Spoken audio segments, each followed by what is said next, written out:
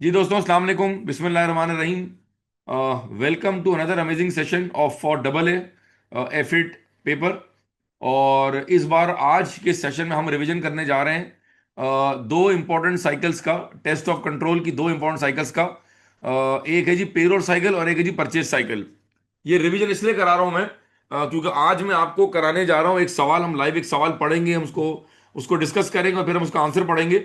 तो मैं चाह रहा हूं कि before we start the question, इससे पहले कि हम सवाल पढ़ें, मैं चाह रहा हूं कि पहले हम थोड़ा सा रिकैप कर लें। अच्छा, उससे पहले बड़ा इंपॉर्टेंट डिस्कशन है। टेस्ट ऑफ कंट्रोल आपके पेपर का एक बड़ा इंपॉर्टेंट टॉपिक है, ये बात आप सबको पता है, और it is like a compulsory question. तो मेरी तमाम लोगों से रिक्वेस्ट है, जहां जहां तक मेरी आवाज़ जा रही है, जो उसकी रिकॉर्डिंग देखेंगे, कि प्लीज़ आपसे रिक्वेस्ट है कि टेस्ट ऑफ कंट्रोल के टॉपिक को आपने बिल्कुल भी हल्का नहीं लेना है। बहुत सारे बच्चे समझ तो लेते हैं, लेकिन वो प्रॉपर प्रैक्टिस नहीं करते हैं। एक नहीं, दो नहीं, तीन नहीं, चार नहीं, पांच मरतबा बता चुका हूं, कई बार बता चुका हूं कि कोशिश करेंगे इन टोटल आप टीओसी के 10-12 सवाल प्रैक्टिस करके जाए। आई रिपीट, जो सवाल पेपर में 18-20 नंबर का आने लगा है, कम से कम उसको टाइम देना पड़ेगा, उसको वक्त देना पड़ेगा, प्रैक्टिस करनी पड़ेगी भाई। ठीक है जी। तो विद दिस लेट्स स्टार्ट।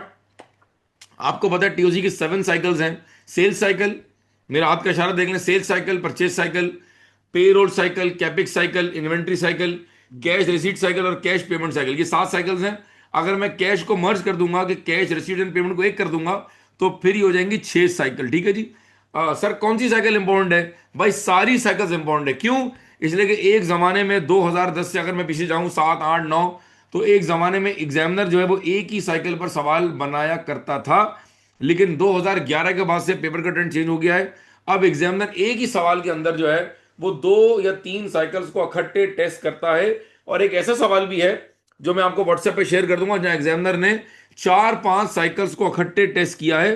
तो अब ये सवाल पूछना ही बेकार है, ये डिस्कस करना ही बेकार है कि सर बताएं फला अटेम्प्ट में कौन सी साइकिल इंपॉर्टेंट है। सारी साइकिल्स इंपॉर्टेंट है, आपने तमाम साइकिल्स को प्रॉपर अच्छे तरीके से कवर करना है। ठीक है जी, लेट स्टार्ट।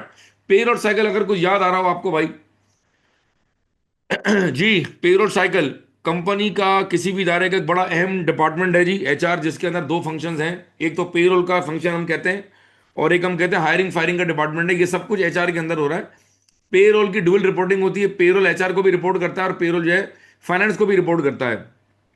लोगों की हायरिंग होती है, हर एम्प्लॉय का एक कार्ड बनता है, एक आईडी कार्ड बनता है, जो कार्ड सुबह स्वैप होता है। ठीक है ना। मैं उर्दू में आसान जबान में पेरोल साइकिल की कहानी को क्विकली 5-10 मिनट के अंदर मैं रिपीट कर रहा हूं। मैं थोड़ा सा माहौल बना रहा हूं। ठीक है जी। ज़ाहिर है जो आपने लेक्चर देखा हुआ 2-2.5 घंटे का, 4 घंटे का, ये वो तो नहीं है। इतना टाइम आप मुझे देंगे नहीं आज। तो मैं हल्का सा वार्म अप कर रहा हूं, ताकि हम जब सवाल पढ़े तो हाँ आपको चीज़ें याद है। हाँ सर ने ये जिक्र किया था, हाँ सर ने ये कहा था। मेरी बात समझ आ रही है? मेरे साथ हो भाई। सुबह कार्ड पंच होगा, टाइम इन टाइम आउट। वो जो टाइम इन टाइम आउट है, वो आवर्स कहाँ जा रहे हैं? वो आवर्स जा रहे हैं आपके पेरोल डिपार्टमेंट के अंदर, उस मशीन के जरिए, उस सिस्टम के जरिए, जिसको हम कहते हैं टीएमएस, टाइम मैनेजमेंट सिस्टम। ठीक है जी। Time in time out. अगर कोई बंदा मिसाल के तौर पे दफ्तर का टाइमिंग है 9 to 6, तो 6 के बाद ओवर टाइम है। तो अगर कोई कार्ड स्वैप कर रहा है 7 बजे, 8 बजे, 9 बजे, तो 6 तक तो आपके नॉर्मल आवर्स हैं, और 6 के बाद क्या होंगे भाई? 6 के बाद होंगे ओवर टाइम आवर्स। सारे पार्टिसिपेट करेंगे। हमजा भाई अपना कैमरा ऑन कर लें। लड़कों से दरखास्त है भाई, अपना कैमरा ऑन कर लिया करें, कम से कम चेहरा तो देखें भाई क्या हो रहा है। खवातीन पे कोई पाबंदी नहीं है भाई, खवातीन पर जो है वो कोई रिक्वायरमेंट नहीं है। उसके बाद क्या होगा जी? ये तो अगर डेली आपके आवर्स रिकॉर्ड हो रहे हैं। उसके बाद हमने डिस्कस किया था, मुझे याद आ रहा है कि जी आपके पास 3 तरह के, 2 तरह की कैटेगरीज के लोग हैं। कुछ को आप कैश में सैलरी देते हैं, और कुछ के पैसे अकाउंट में ट्रांसफर हो जाते हैं। जब भी कोई कंपनी कैश में सैलरी देगी, तो हमेशा वहां रिस्क ज्यादा होगा। ऑडिट इसमें पढ़ के आ रहे हो, कैश के अंदर इनहेरेंट रिस्क है कि कैश की डिसबर्समेंट में चोरी हो सकती है। जो कैश क्लेम नहीं हुआ, वो कैश चोरी हो सकता है। ये मोटे मोटे बक्से पढ़ लेते हैं जी। Hiring process, training of employees, daily attendance sheet. भाई मेरी स्क्रीन दिख रही है? Recording and approval over time, calculation of monthly salary, approval of monthly salary sheets, preparation of monthly pay slips, disbursement of salary via cash, via bank, annual appraisal, increment, bonus and promotions, notification of joiners and leavers during the year, और कुछ general points हैं। जी भाई, नजर आ रही screen मेरी? जी sir. ठीक है जी। हम जरा इंपॉर्टेंट एरियाज पे बात करते हैं, फिर मैं सवाल पे लेकर आता हूं। मुझे जल्दी है कि मैं आपको मार्च जून 24 के सवाल पे ले आऊं। मैं चाहता हूं आज टीओसी का डर मेरे साथ मेरे बच्चों को खत्म हो जाए। आज मैं चाहता हूं तुम सब बहादुर हो जाओ, तुम सब पेपर के लिए माइंड सेट अपना तैयार करोगे, हाँ भाई कुछ भी होगा इंशाल्लाह हम उसको अटेम्प्ट करेंगे और फर्स्ट रेड में पास करेंगे इंशाल्लाह। नंबर 3, जरा कोई रीडिंग अगर कर ले मेरे साथ जी। फातिमा पढ़ लेंगी?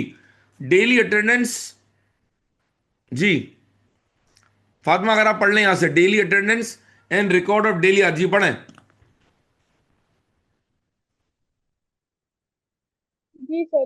Daily attendance and record of the daily hours, जी process of time in clock in time clock out. Time out to record the daily hours worked on the basis of which normally remuneration will computed by the payroll department. These hours are recorded by the time management system. Control in this area, this clock in and out process should be supervised either by CCTV cameras or by responsible official physical control. अच्छा, एक minute Overtime रुकिएगा, hours worked on the एक minute daily रुकिएगा monthly basis. Fatima, एक minute रुकिएगा हजरत, एक बात note कीजिएगा तमाम बच्चे। मेरी आवाज बड़ी क्लियर आ रही है भाई? एचडी क्वालिटी आ रही है मेरी आवाज? जी। Yes sir. जी, जरा मेरी बात सुनिएगा। देखें, टाइम इन टाइम आउट का होना और एक हर एम्प्लॉय का आईडी कार्ड होना, ये पार्सल कंट्रोल है। अगर मिसाल के तौर पर मैं अपना आईडी कार्ड किसी और को दे दूं भाई, और वहां पर कोई कैमरा लगा हुआ नहीं है, कोई सुपरवाइजर नहीं है, तो ये कंट्रोल बेकार हो जाएगा।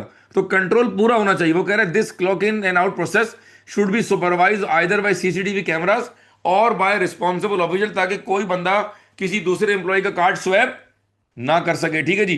जी आगे चलें, फातिमा अच्छा पढ़िए, आगे चलें। Overtime hours worked on daily monthly basis should be recorded separately by TMS. Launch breaks, dine out breaks to be recorded and must be supervised by the department or the HR department. ठीक है, Attendance some mark attendance of one person at a time. ठीक है, One person should be able to mark attendance more than one time. ठीक है, This could be marked either by swiping cards or via biometrics. Thumb impression control in this area, CCTV cameras, physical supervision, or built-in control in TMS. जबरदस्त। जरा एक मेरी बात सुनिएगा गौर से। एक सवाल में लिखा हुआ है जी, इंप्लॉइज जो है ना वो कंपनी में सिस्टम तो है टीएमएस का, लेकिन वो कभी कार्ड पंच करते हैं कभी कार्ड पंच नहीं करते, ये वीकनेस है भाई। सवाल में लिखा हुआ है इंप्लॉइज जो डाइन डाइन आउट ब्रेक लेते हैं, लंच का ब्रेक लेते हैं और 2-2 घंटे 2.5 घंटे के लिए गायब हो जाते हैं, सर ये वीकनेस है।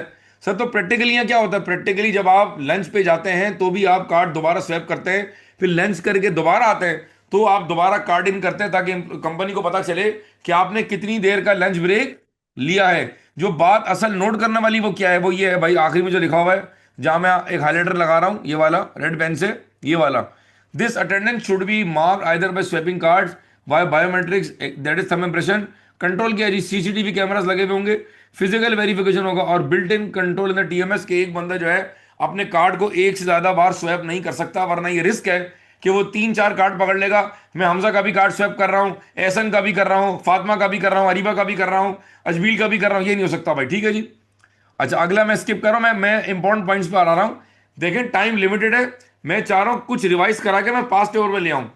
अगर आप कहेंगे तो मैं पूरा रिवाइज करा दूंगा, बट आई वुड रिकमेंड कि मेन एरियाज देख लेते हैं, बाकी तो आपने माशाल्लाह एलएमएस पर देखा भाई होगा भाई जी। अब कौन पढ़ेगा? मैं चाहूंगा कोई और पढ़ ले जी। एहसन आप पढ़ेंगे? एहसन मलिक, एहसन भाई पढ़ेंगे? आप यहां से पढ़ें, एहसन जी, एहसन पढ़ें। अच्छा एहसन नहीं पढ़ना है, ठीक है जी। अरीबा आप पढ़ लेंगी? अरीबा जी सर। जी पढ़ें। Calculation and approval of monthly salary. ठीक है, Payroll system automatically calculates monthly salary at the end of the month, ठीक है, and this system calculation must be recalculated on sample basis by authorized personnel to ensure that calculation is correctly and accurately performed by the system. Monthly ठीक है जी। salary sheets must be approved by the authorized personnel from the payroll department. जी अब जरा इसको discuss करते हैं भाई। मुझे एक बात बताएं, ये जो सैलरी की कैलकुलेशन है सवाल में दिया हुआ है कि भाई ये सिस्टम करता है, ठीक है जी, हमें कोई इतराज नहीं है, लेकिन क्या सिस्टम गलती कर सकता है? मुझे तमाम बच्चे मिलकर जवाब दें, क्या सिस्टम मंथली सैलरी की कैलकुलेशन में गलती कर सकता है? बोलो हाँ या ना, बोलो भाई। Yes sir. Yes sir. उसका हल क्या है? वो कह रहा है payment system, sorry payroll system automatically calculate the monthly salary at the end of the month and this system based calculation must be recalculated on sample basis. चाहे सवाल में दिया हुआ है, सुनिएगा बात, वो सवाल सबसे ज्यादा टेक्निकल होगा टीओसी का, मैं भी लिखूंगा इंशाल्लाह अपने उस पर आईपैड के ऊपर, जहां पर एक ही सवाल में कंट्रोल भी पूछ रहा है और वीकनेस भी पूछ रहा है। बात समझना, वो सवाल टीओसी का सबसे ज्यादा डिफिकल्ट होगा जहां एक ही सवाल में वो कंट्रोल भी पूछ रहा है और साथ में क्या पूछ रहा है, डेफिशिएंसी। एक तरफ कह रहा है जी salaries are calculated by system, लेकिन सवाल इस बात पर साइलेंट है कि क्या उसको कोई ह्यूमन सैंपल बेस पर उसकी कैलकुलेशन को वेरीफाई कर रहा है। अब ये वीकनेस बन जाएगी भाई। क्यों? सिस्टम गलती कर सकता है, सिस्टम राउंडिंग ऑफ एरर कर सकता है, सिस्टम एक बंदे को मैनेजर की जगह जो है सीनियर मैनेजमेंट में कैटेगराइज कर सकता है, गलत टैक्स का रेट पिक कर सकता है, तो सिस्टम गलती कर सकता है। ठीक है जी, आगे चलता हूं मैं। रिस्क क्या है जी? There is a risk that incorrect salary will be process resulting in demotivation for the employees. ठीक है जी, पे स्लिप बनती है, pay slip must not be hand written, pay slips are very confidential. अब आ जाए डिसबर्समेंट ऑफ सैलरीज के ऊपर। जी ये कौन पढ़ रहा है? आप ही पढ़ना है रीवा, ये बड़ा इंपॉर्टेंट है। डिसबर्समेंट ऑफ सैलरीज जी, disbursement of salaries. Disbursement of salary via cash. Cash salaries are the most risky and therefore must be taken care of. Cash disbursement must be supervised and there must be strong physical control over cash.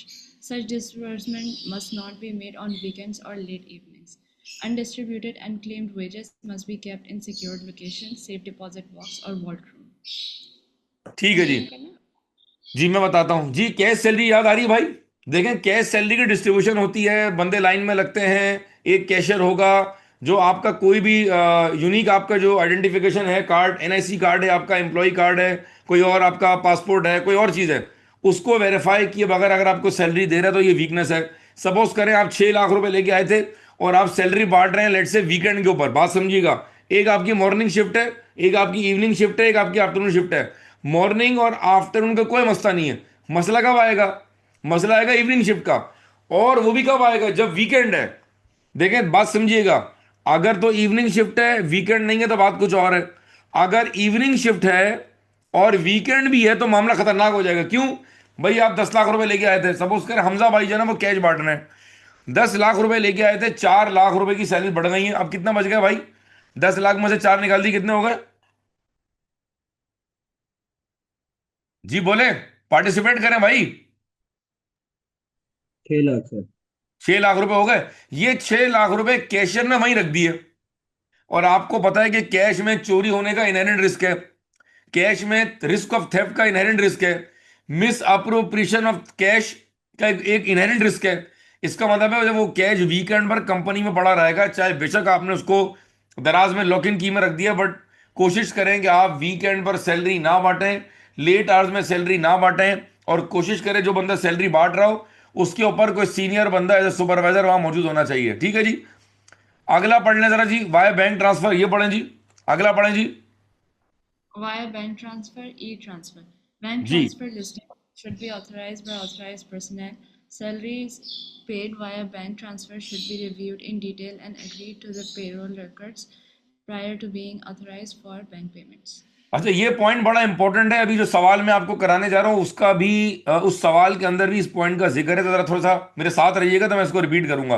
अगला पढ़ लें जी, कौन पढ़ रहा है, कौन हमारे साथ है जी? मैं चाह रहा हूं सबकी पार्टिसिपेशन हो जाए। Asadullah Khan, thank you. Areeba, thank you so much. Asadullah Khan line पर हैं आप?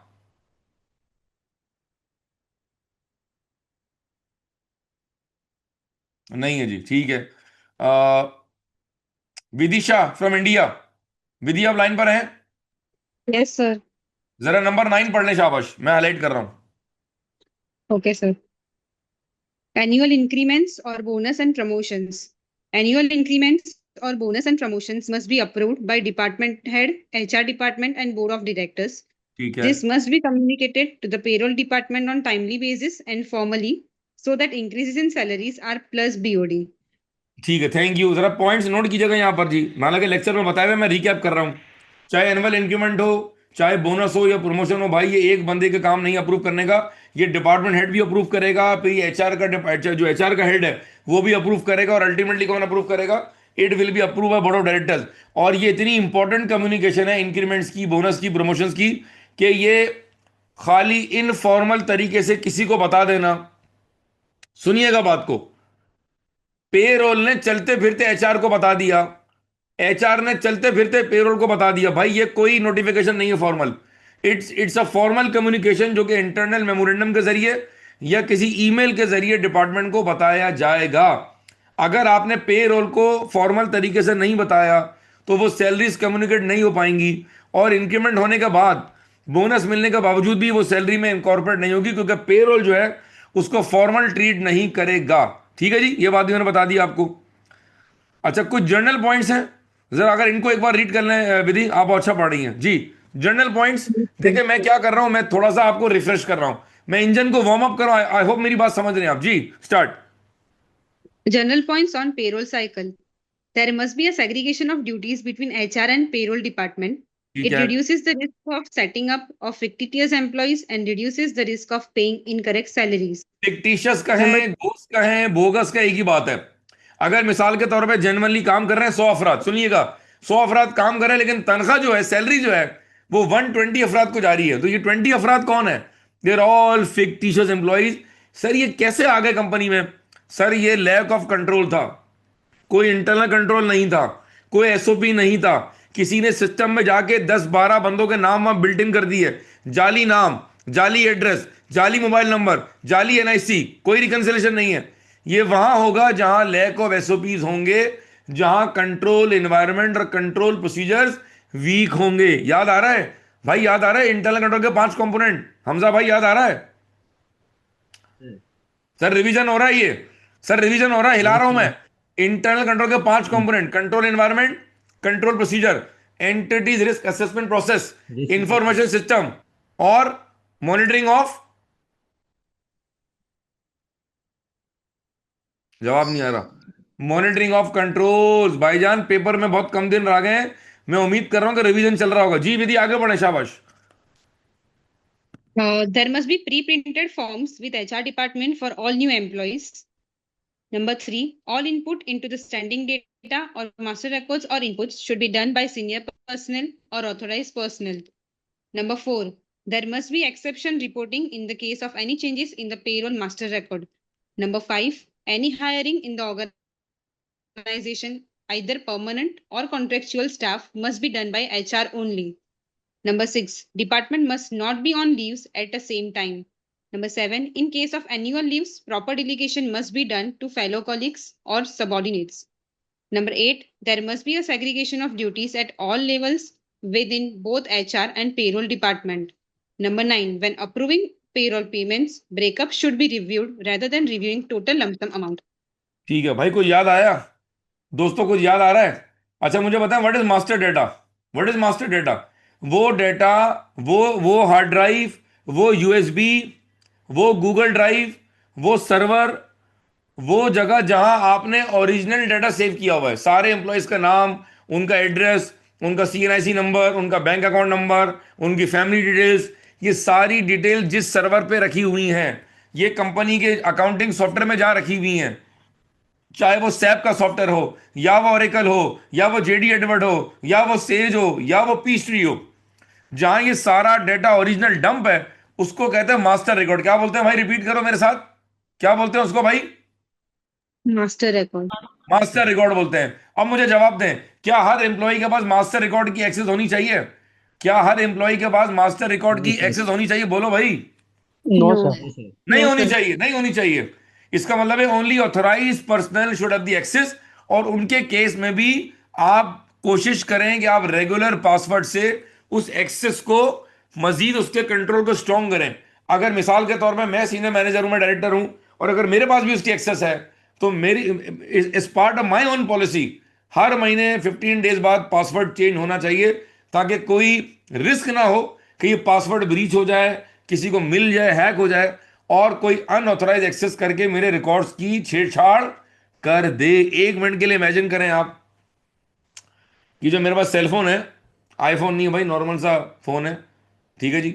सपोज करें फोन 50,000 रुपए का है, और जिस दुकान से मैंने लिया है, उस दुकान में किसी बंदे ने अनऑथराइज एक्सेस करके इसकी वैल्यू को 50 की जगह कर दिया 51,500।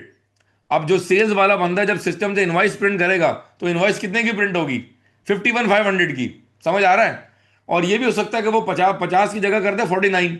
इसका मतलब अगर आपने मास्टर रिकॉर्ड को छेड़ दिया, तो जितनी डॉक्यूमेंटेशन होगी, जो इनवॉइस निकलेगी, पीओ निकलेगा, वो सारा गलत इंफॉर्मेशन की बेस पे प्रिंट होगा, निकलेगा। क्या मेरी बात समझ आ रही दोस्तों? Yes, sir. यस ठीक सर। है जी। तो हमने क्या रिवाइज किया भाई? हमने रिवाइज किया जनाब पे रोल साइकिल। अब जरा एक काम करते हैं, जल्दी से जाते हैं और हम रिवाइज करते हैं परचेज साइकिल। क्या रिवीजन को समझ आया? कोई फायदा हुआ है? ये मैं डायरेक्ट सवाल पे ले आऊं, जल्दी बोलो। जी sir. Yes, sir. Yes, sir. अच्छा याद रखना, मेरी एक बात जिंदगी में याद रखना, इतने साल मुझे पढ़ाते हुए हो गए, जब भी कोई टीचर रिवाइज कराएगा तो याद रखना, खास तौर पे लाइव जूम के सेशन में कभी भी प्रैक्टिकली पॉसिबल नहीं है कि आप सारी बात कर जाएं। Revision is just to pump you up, ताकि आप थोड़ा सा ना, आपका दिमाग लुब्रिकेट हो जाए, इंजन जरा रवा हो जाए आपका थोड़ा सा, ताकि जब मैं आपको सवाल कराऊं तो आपको चीजें याद आना शुरू हो जाएं। अच्छा जी, परचेस साइकिल जी, पहले क्या बनेगी? एमआर बनेगी। एमआर बोले तो बोलो भाई, एमआर बोले तो। Material. Material material requisition. Requisition. और पीआर बोले तो। Purchase requisition. ठीक है। Material. अच्छा, मैं परचेज साइकिल को कोशिश करता हूं हमजा भाई, आपकी मोहब्बत में, this purchase cycle is dedicated to Hamza भाई। ठीक है जी। अभी हो रहा है 7:05। मैं कोशिश करता हूं कि 5 मिनट के अंदर मैं परचेज साइकिल की पूरी कहानी कर जाऊं। अल्लाह पाक मुझे इस काबिल कर दे। कंपनी में डिफरेंट डिपार्टमेंट्स हैं। जिस डिपार्टमेंट को कोई भी चीज़ खरीदनी है, चाहे वो ये माइक है, या वो ये माउस है, या ये स्पीकर लगा हुआ, भाई कोई भी चीज़ खरीदनी है, वो बनाएगा एमआर या पीआर। साइन होगी, डिपार्टमेंट से अप्रूव होगी और जाएगी प्रोक्योरमेंट डिपार्टमेंट। कंपनी में हर बंदा माल परचेज नहीं कर सकता, क्योंकि अगर हर बंदा या हर डिपार्टमेंट ने माल परचेज करना शुरू कर दिया तो गलत क्वालिटी का माल भी आएगा, गलत रेट पर भी आएगा, बिला वजह भी आएगा और चोरी हो जाएगा। समझ आ रही है मेरी बात? तो कंपनी में कौन सा डिपार्टमेंट है भाई, बोलो भाई? कंपनी में डिपार्टमेंट है सेंट्रलाइज प्रोक्योरमेंट डिपार्टमेंट। कहो सेंट्रलाइज प्रोक्योरमेंट डिपार्टमेंट। और बहुत ही इसका जो फैंसी वर्ड है वो सप्लाई चेन है। बहरहाल प्रोक्योरमेंट डिपार्टमेंट छोटा होता है और supply chain is a much bigger department. कभी फुर्सत हुई तो इंशाल्लाह बात करेंगे इसके ऊपर, ठीक है जी। अच्छा, अब ये जो पीआर है ये कहां पहुंची? ये पहुंची प्रोक्योरमेंट के पास। अगर तो माल गोदाम में है तो वहां से इशू जाएगा, अगर तो माल गोदाम में नहीं है तो फिर हमें लेनी पड़ेगी कोटेशन। और कितनी कोटेशन लेंगे कम से कम? कितनी लेंगे भाई? उंगलियों को इशारा देखें जी। 3। कितनी कोटेशन लेंगे भाई? 3. 4. जी, 3 वेंडर से लेंगे कोटेशन। बड़ा गर्म गर्म। 3 वेंडर से कोटेशन लेंगे, ठीक है। अच्छा, यहां पर एक कॉन्सेप्ट आ रहा है वैल्यू फॉर मनी का। कहो वैल्यू फॉर मनी, कहो value for money. Value for money. Value for economy, money. Efficiency, effectiveness. मैंने ये मोबाइल कितने का लिया? ये इकोनॉमी है। इसकी बैटरी की जो है ना वो बैटरी लाइफ कितनी है, एक चार्जिंग में कितने घंटे चलता है, ये इसकी एफिशिएंसी है। और इफेक्टिवनेस का यार, ये मोबाइल जो है ना 2-2, 3-3 साल, 4-4 साल चलता है। इकोनॉमी का मतलब है इनपुट कितने का लिया, एफिशिएंसी का मतलब है इनपुट आउटपुट रेशो, और इफेक्टिवनेस का मतलब है कि जिस मकसद के लिए खर्चा किया था वो मकसद पूरा हुआ कि नहीं हुआ। तो प्रोक्योरमेंट डिपार्टमेंट को देखना पड़ेगा कि जो आप माल परचेस करने जा रहे हैं क्या वो आपको वैल्यू फॉर मनी दे रहा है या नहीं दे रहा है। ठीक है जी, नंबर एक। नंबर दो, कोशिश करें कि जब भी आप रीऑर्डर लेवल पर आ जाए तो आपने ऑटोमेटिकली आपने माल प्रोक्योर करना है। बेसिक कहानी वही है जी, पीओ बनेगा। कोटेशन के बाद आपने वेंडर को फाइनल किया, पीओ बना। अगर एग्जाम के सवाल में लिखा हुआ है जी हम 5,000 से ऊपर का पीओ बनाते हैं और 5,000 से नीचे का पीओ नहीं बनता, क्या वीकनेस है हमजा? सर वीकनेस ये है कि अगर आप 5,000 से नीचे का पीओ नहीं बनाएंगे तो सारी 2 नंबरी कहां होगी, सारा फ्रॉड कहां होगा, बोलो भाई?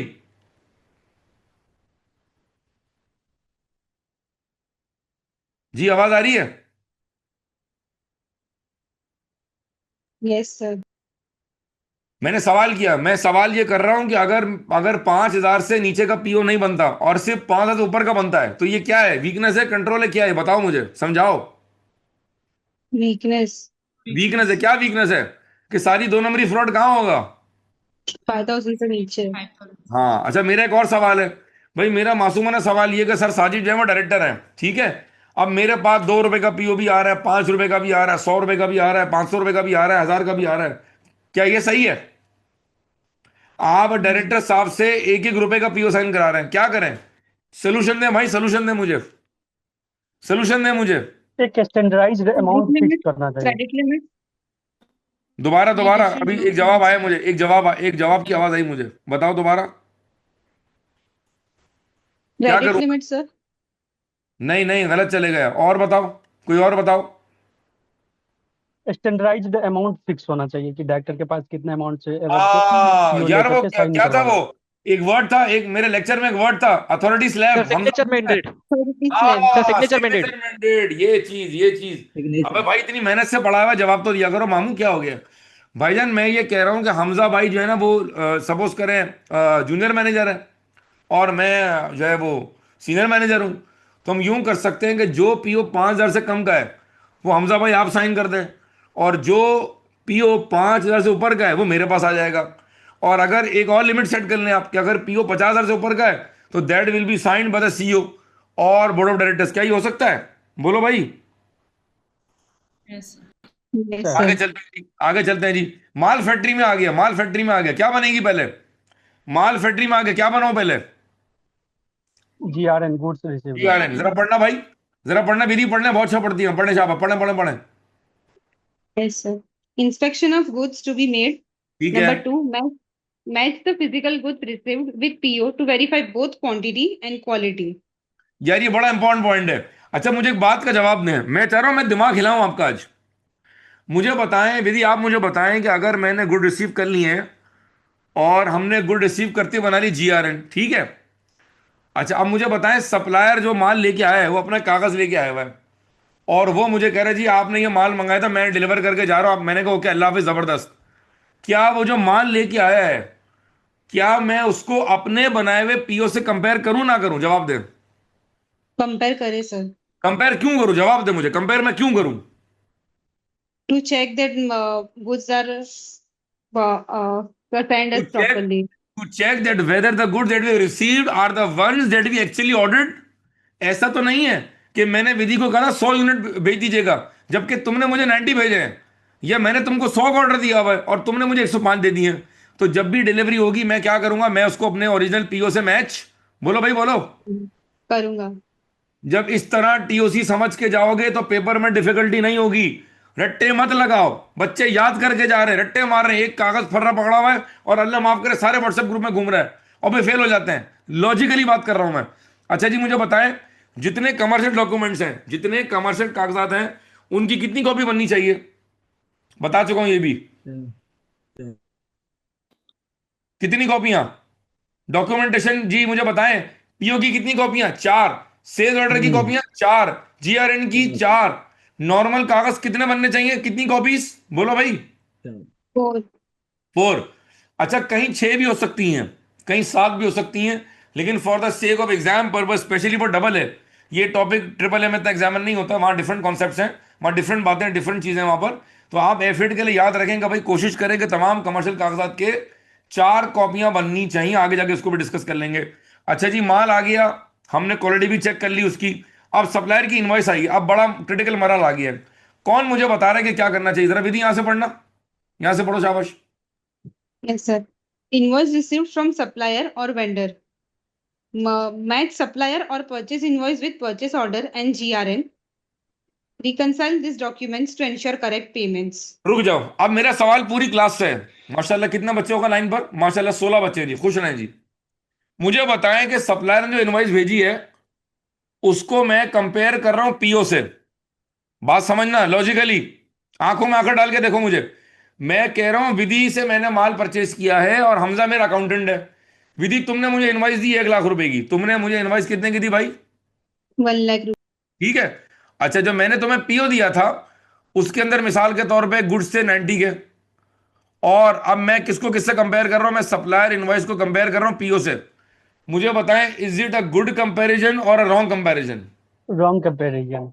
मैं किससे कंपेयर करूं उसको? GRN से। जीआरएन से कंपेयर करूं? क्यों? क्यों? लॉजिक तो भाई। क्योंकि at the time of GRN it may be different from the PO, बहुत likewise आला भाई, ये quantity and कौन बात कर quality। रहा है? ये इतनी प्यारी प्यारी बातें कौन कर रहा है? कौन है भाई ये? सर अमन। अमन भाई, दिल चाह रहा है मैं आपका माथा चूम लूं आके। आप कहां से अमन? दिल्ली से। दिल्ली से हैं, हमारे पड़ोस से, हमारे दिल में रहते हैं आप। भाईजान तमाम लोग सुन लें, तमाम लोग, अमन वेलकम, तमाम लोग सुन लें कि जब भी सप्लायर या वेंडर अपनी इनवॉइस देगा, अच्छा फॉर काइंड इन्फॉर्मेशन, सप्लायर या वेंडर एक ही चीज है। अक्सर बच्चे कह रहे जी सर वेंडर कौन होता है? अबे भाई वेंडर सप्लायर है, सप्लायर बोले तो वेंडर, वेंडर बोले तो सप्लायर। ठीक है जी, सामान परचेज कर रहे हैं आप। जब वो मुझे इनवॉइस देगा तो मैं 3 कागजात को आपस में रिकंसाइल करूंगा। मैं पीओ भी देखूंगा लेकिन मेरा मेन कागज जीआरएन होगा। क्या परचेज ऑर्डर और जीआरएन में फर्क आ सकता है?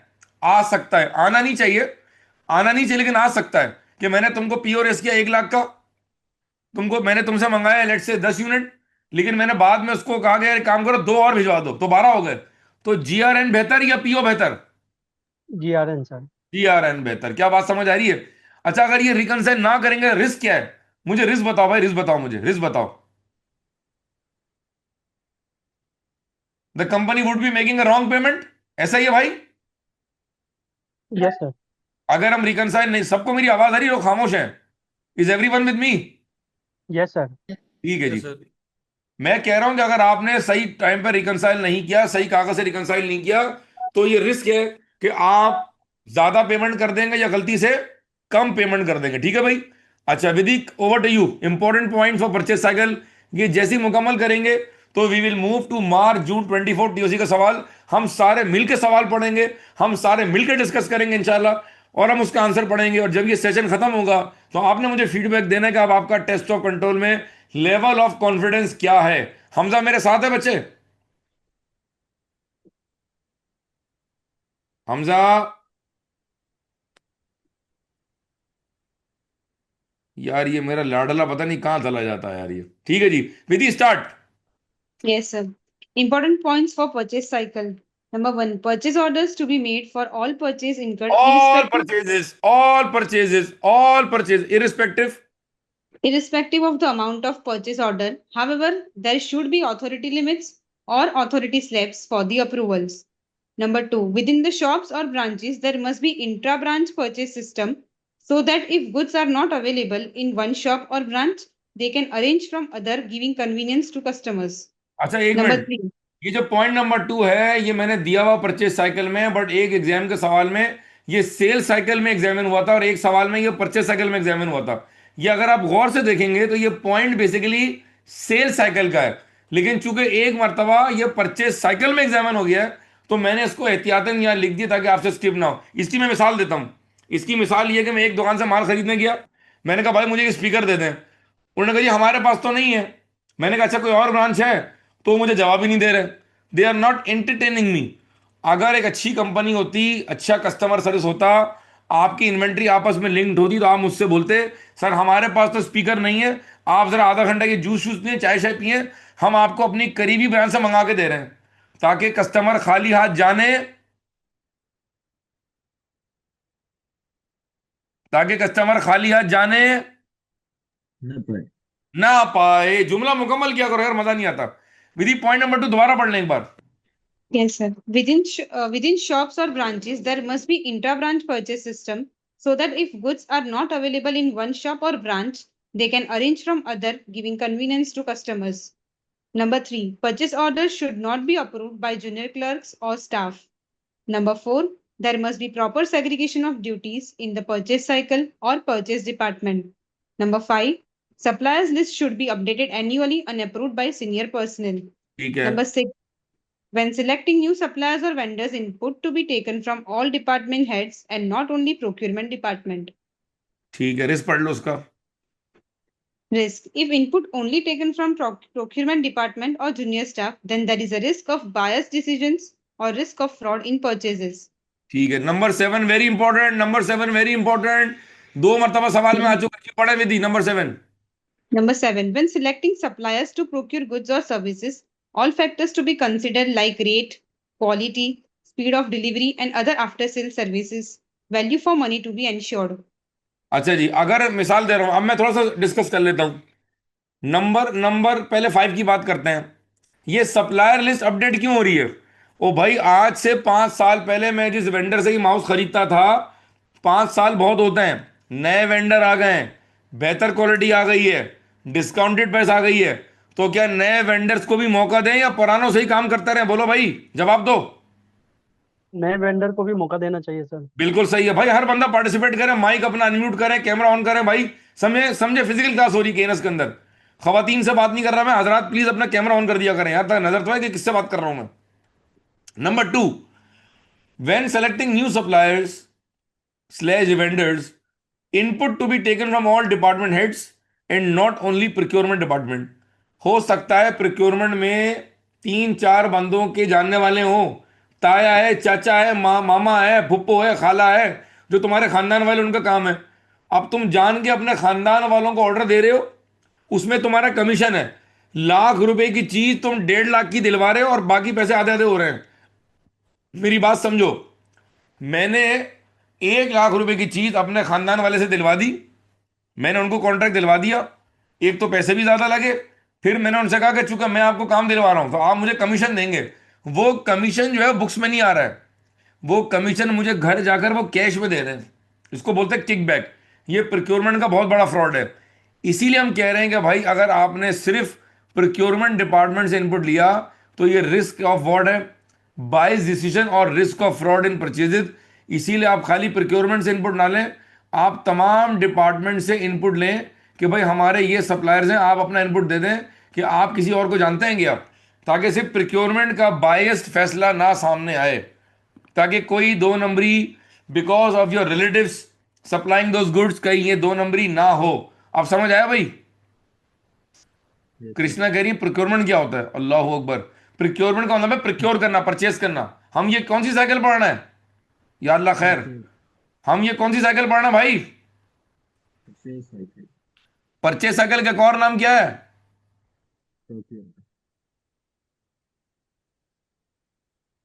राइटिंग के लिए माधर लैपटॉप दूर रखा हुआ, अभी मैं आईपैड पे आता हूं। प्रोक्योरमेंट साइकिल और प्रोक्योरमेंट डिपार्टमेंट। कृष्णा, मैं अज्यूम कर रहा हूं कि आप कहीं से पढ़ रहे होंगे प्रॉपरली बेटा, लेकिन आपका सवाल बड़ा खतरनाक था। मैं पूरा हिल गया, ऐसे करके हिल गया, मैं पूरा हिल गया। ये देखें हमजा, मैं ऐसे हिला हूं। प्रोक्योरमेंट, प्रोक्योर करना, हासिल करना, एक्वायर करना। ठीक है जी, आगे चलें जी। अच्छा जी, फिर हम आ गए जी। सॉरी, नंबर 8 पढ़ लें दीदी, नंबर 8 पढ़ लें। Yes, sir. Number 8, liability to be recorded on the basis of GRN and not on the basis of supplier invoice. Risk, risk. if liability is not recorded on the basis of GRN, there is a risk that liability will not be recorded on a timely basis and purchases and payables will not be recorded correctly. मैं तेरे इस point की वजाहत कर देता हूं भाई। आपने माल receive किया दिसंबर 31 को, ठीक है? आपने माल रिसीव किया कब? दिसंबर 31 को आपने माल रिसीव किया, ठीक है? और आपको जो इनवॉइस आई है सप्लायर की, वो आई है 8 दिन के बाद, और दरमियान में ईयर एंड तब्दील हो गया। अब मुझे बताएं क्या होगा? मुझे बताएं, माल आपने ईयर एंड से पहले रिसीव किया, हाँ या ना? Yes, sir. इसका मतलब है जीआरएन ईयर एंड से पहले बनी होगी, हाँ या ना? Yes, sir. तो अगर मिसाल के तौर पर ये मेरी जीआरएन है, ये कागज देंगे, ये मेरी जीआरएन है, मैं जीआरएन को आराम से संभाल के रख के बैठ गया और मैंने कहा अच्छा चलो देखते हैं, आराम से देखते हैं, अभी देखते हैं, वहां रख दिया, अच्छा चलो अभी देखते हैं, अभी देखते हैं। तो भाई अगर बीच में ईयर एंड गुजर गया और अगर आपने जीआरएन की बेस पे फाइनेंस वालों को इंटीमेट नहीं किया, तो परचेज डेबिट और पेबल क्रेडिट नहीं होगा। Your purchases and trade payables will not be recorded correctly and accurately. दोबारा पढ़ें, रिस्क, रिस्क दोबारा पढ़ें जी। Yes, sir. If liability is not recorded on the basis of GRN, there is a risk that liability will not be recorded on a timely basis and purchases and payables will not be recorded correctly. ठीक है, समझ जी, clear हुई बात? ठीक है, अब जरा मैं सवाल पे आ जाऊं भाई। ये मैंने आपको दो साइकिल्स, तकरीबन हमें हो गया 1 घंटा, और आप देखेंगे मैंने कितनी क्विकली, मेरी वॉइस पिच कितनी तेज थी, उसके बावजूद मैं घंटा लगाया। और हमने कौन सी दो साइकिल रिवाइज की है भाई? बताएं भाई जी। Payroll and purchase cycle. हमने दो साइकिल को रिवाइज किया जनाब। हमने रिवाइज किया पेरोल और हमने रिवाइज किया परचेज साइकिल को। मैं अपना आईपैड कनेक्ट कर रहा हूं, दिल थाम के बैठो, चाय पानी पकड़ लो। अब असल मरहला शुरू होने जा रहा है, जहां मैं तुम्हें कराने जा रहा हूं क्या भाई? हम करने जा रहे हैं मार्च जून 24 का एक पास पेपर। और टॉपिक का नाम क्या है भाई? टॉपिक का नाम क्या है भाई? Test of control. टॉपिक का नाम है जनाब टेस्ट ऑफ कंट्रोल। ठीक है जी, तो क्या हम तैयार हैं? Shall we start? Yes, sir. ठीक है जी, Yes, sir. मुझे बस 2 मिनट दे दें। माशाल्लाह कौन कौन आ गए? अहमद सईद साहब वेलकम। कृष्णा ऑलरेडी थी, दो कृष्णा हमारे पास, ठीक है। प्रकाश फ्रॉम इंडिया लग रहे हैं मुझे, उम्मे फरवा वेलकम, और यूसुफ। ठीक है जी, बहुत सारे नए बच्चे आ गए। थैंक यू सो मच, जज़ाकल्लाह for trusting and joining the session. ठीक है जी, जब भी मैं लाइव वेबिनार लेता हूं तो ये सारे स्टूडेंट्स के लिए होता है। It's not only for KNS और वो बच्चे जिन्होंने एडमिशन लिया हुआ है। जब भी मैं लाइव वेबिनार लूंगा ये पूरे दुनिया के लिए होता है। ठीक है जी, तो कोशिश क्या करें कि जितने लोगों को पैगाम दे सकें आप दे दिया करें प्लीज़। ताकि सबका बेनिफिट हो जाए प्लीज। जितना इल्म बांटेंगे इंशाल्लाह उसका बेनिफिट होगा। ठीक है जी। पता नहीं किसकी दुआओं से हम पास हो जाए। क्या ख्याल है हमजा?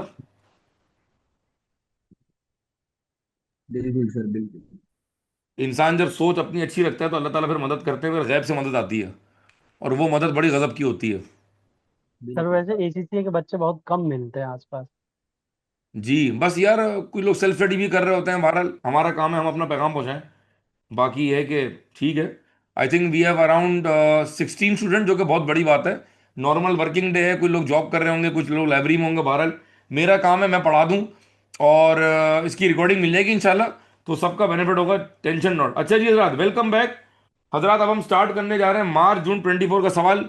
क्या मेरी स्क्रीन दिख रही है भाई?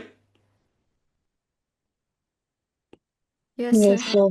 ये 1 मिनट दीजिएगा जरा, मुझे 1 मिनट दीजिएगा। ठीक है जी। अच्छा, स्क्रीन बिल्कुल क्लियर दिख रही है भाई? जी सर। Yes, sir. ठीक है जी। अच्छा 1 मिनट जरा मैं एसी स्लो कर दूं, काफी मेरे मुंह पे जाके लग रहा है ये। ठीक है जी। 1 मिनट दीजिएगा, मैं जरा एक कॉफी का बोल दूं। चाय का ब्रेक ले लें भाई, 2 मिनट है, पानी शानी पी लें। अच्छा सेशन बोर तो नहीं हो रहा भाई? बोर तो नहीं हो रहा है? No, sir. पक्का?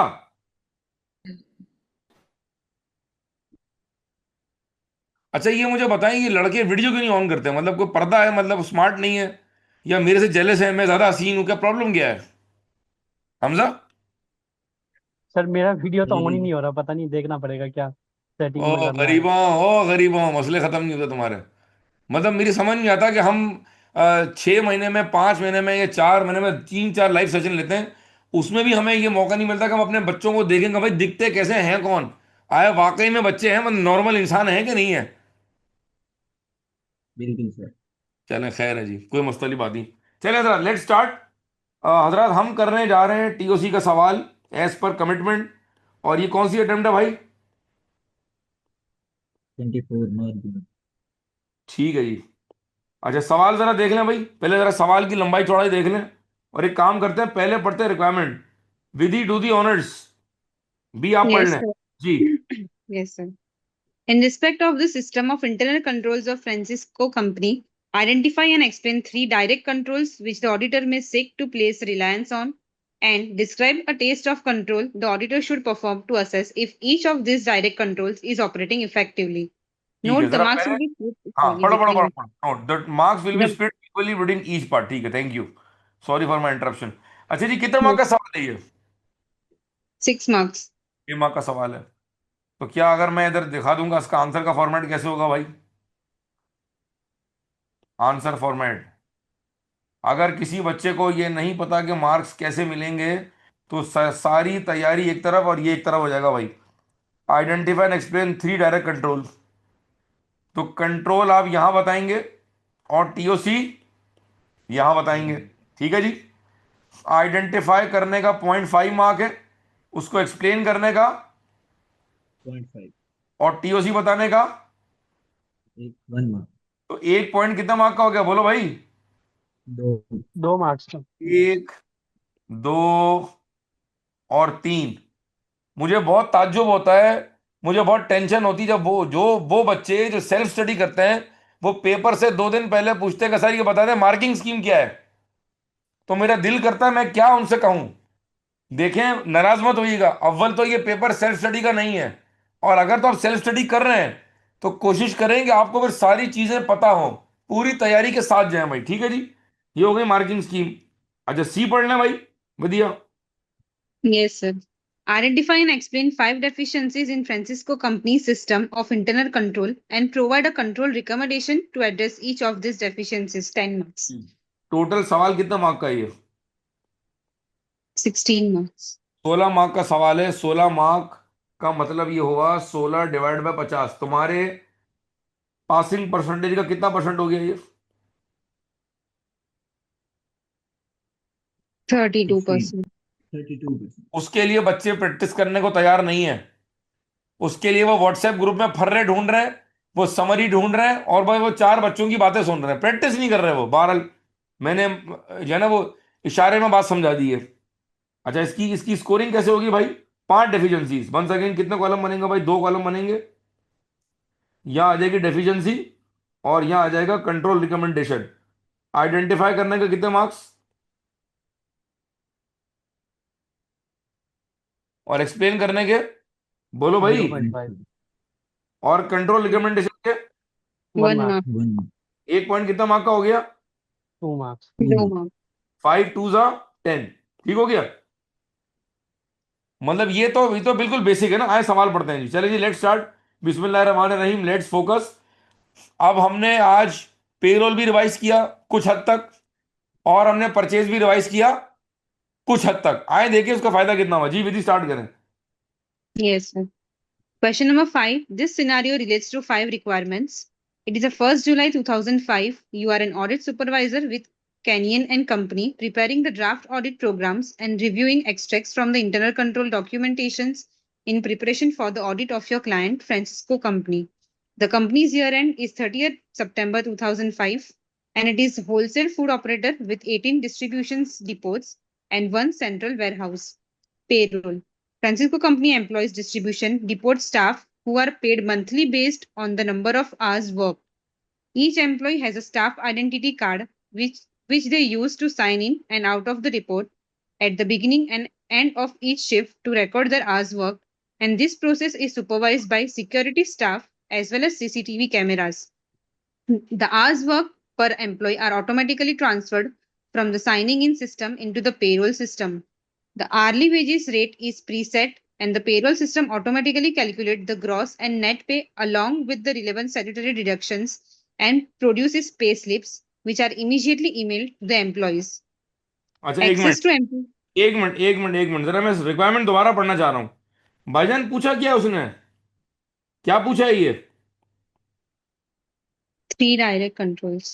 जी, और नीचे क्या पूछा है ये?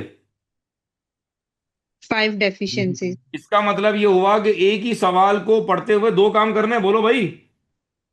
Yes, sir. कंट्रोल भी ढूंढने हैं और बोलो भाई, Weakness. Weakness भी. ये आसान काम नहीं होगा। इसके लिए बहुत अच्छी प्रैक्टिस होगी, बहुत अच्छे कॉन्सेप्ट होंगे। आपने पेपर से पहले 4 5 सवाल की प्रैक्टिस की होगी तो जाके स्पीड में पिक होगा भाई ये। सर ये आपने दोबारा बीच में इंटरप्ट क्यों किया है? ताकि वंस अगेन पढ़ते पढ़ते देखना ये है कि क्या आप पढ़ते पढ़ते कंट्रोल पिक कर रहे हैं कि नहीं कर रहे हैं। जरा विधि सवाल यहां से दोबारा पढ़ें please. Yes, sir. The hours worked per employee are automatically transferred from the signing in system into the payroll system. The hourly wages rate is preset, and the payroll system automatically calculates the gross and net pay along with the relevant statutory deductions and produces pay slips, which are immediately emailed to the employees. अच्छा, मैं ये नहीं बता रहा कि इस paragraph में control है या वीकनेस, ये मैं नहीं बता रहा, सिर्फ मैंने हाईलाइट किया है। आगे चलो, नेक्स्ट पे आओ। Access to employee standing data in the payroll system is restricted to the payroll managers through the use of password, which the system requires to be changed on a monthly basis. जी, क्या लग रहा है, ये क्या है? बोलो भाई। Sir control. Control. Control, very good. Control. अबे भाई पेपर मुश्किल नहीं है, पेपर मुश्किल नहीं है, प्रैक्टिस नहीं है, तवज्जो नहीं है। हमजा भाई साथ हो मेरे? Yes, sir. Yes, sir. जी शाबाश, तेरी आवाज में दम नहीं है आज। सर तबीयत खराब है थोड़ी सी ओ बस। भाई, तुम्हें खानी है बट कढ़ाई या वो पाशा की कढ़ाई? बस जाके खाओ, ठीक हो जाओगे। आगे चले जी विधि। Yes, sir. Distribution depot employees are paid by bank transfer on monthly basis. The senior payroll manager reviews the list of bank payments and agree this to the payroll records. If any discrepancies are noted, these are investigated by the senior payroll managers who then makes the required adjustment in the payroll records. अच्छा, मेरी सबसे request है कि इस paragraph को एक बार दोबारा पढ़ें।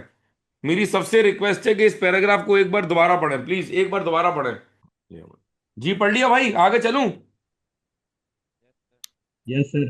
भाई सबने पढ़ लिया, जवाब तो दे दो मुझे। Yes, sir. अच्छा, Yes, अब जरा sir. मेरी बात जी, कुछ कह रहे हैं? नहीं सर, नहीं. अच्छा, अब जरा मेरी बात सुने गौर से। अब मैं एक लॉजिक दे रहा हूं, पूरी क्लास तवज्जो देगी भाई। जी डायग्राम बना रहा हूं मैं, ठीक है भाई? ये पेरोल डिपार्टमेंट है, स्क्रीन दिख रही है मेरी?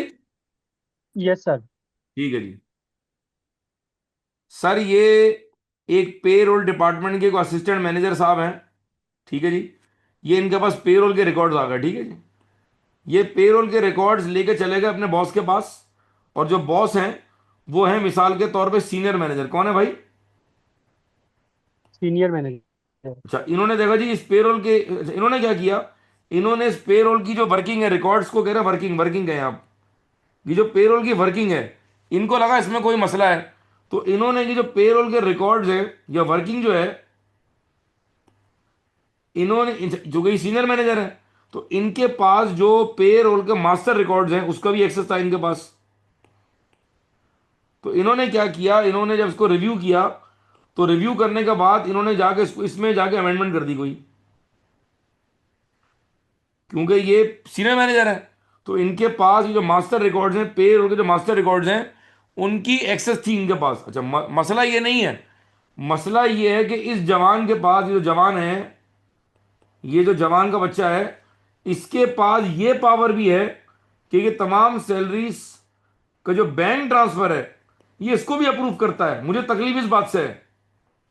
अब आप जरा एक मिनट के लिए सोचे, मैं ग्रीन पेन यूज कर रहा हूं, भाई तू वर्किंग भी चेक कर रहा है, तू पेरोल के रिपोर्ट रिकॉर्ड में जाके चेंज भी कर रहा है, अमेंड भी कर रहा है, और एट द सेम टाइम तुम क्या काम कर रहे हो? Bank transfer. Transfer. इसका मतलब है तुम्हारे पास तो बड़ी पावर है भाई। अल्लाह पाक मुझे भी ऐसी नौकरी देता भाई। तू भाई बड़े आराम से फिक्टिशियस और घोस्ट बहू एम्प्लॉयज को सेटअप करके तो अपने चाचे मामे जानने वाले लगा देगा, और वो सारी सैलरी जो है वो जाली बैंक अकाउंट में जाएगी। कुछ समझ आया मैंने क्या कहा है? यस जी सर। सर।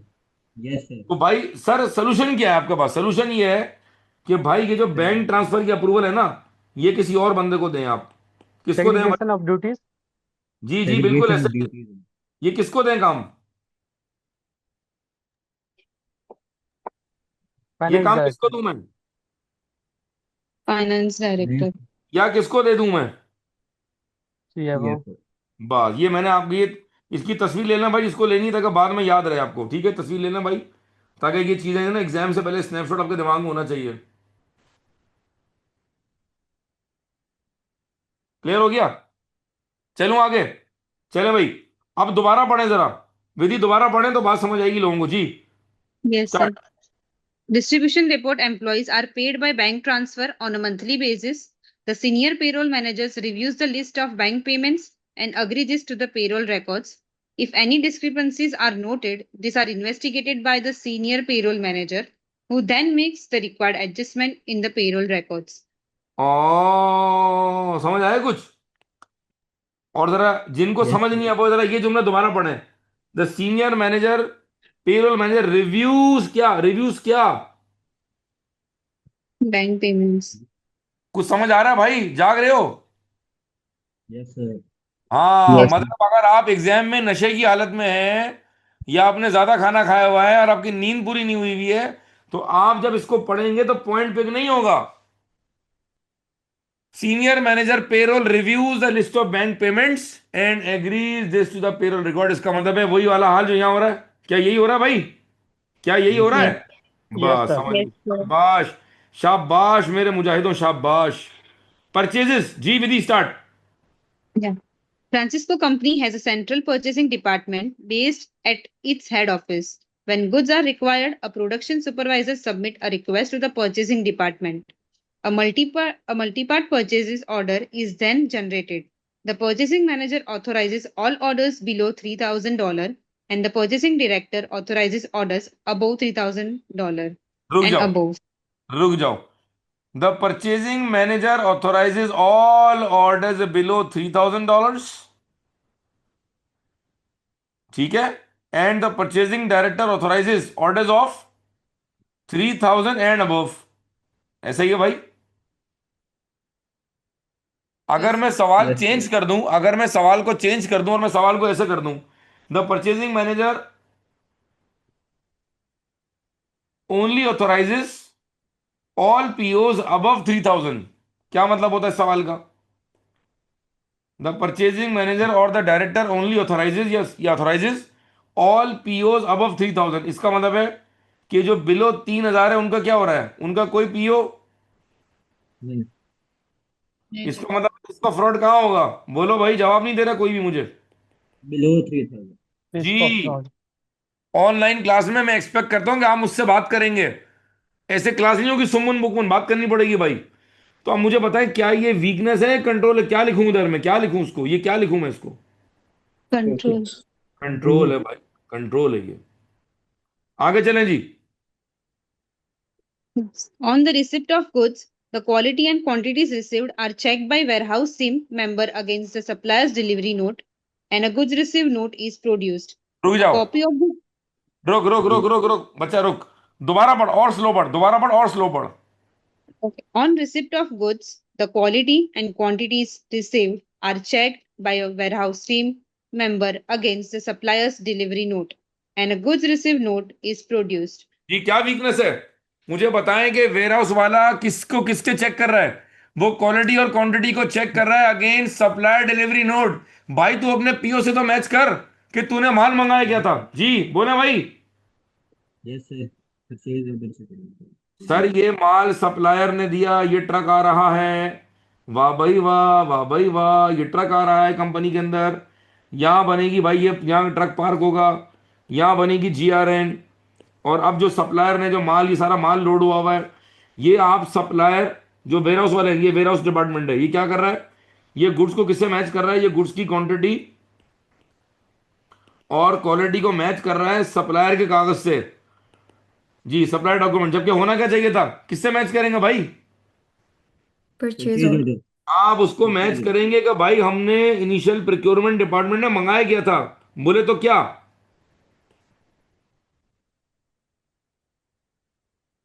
बोले तो क्या?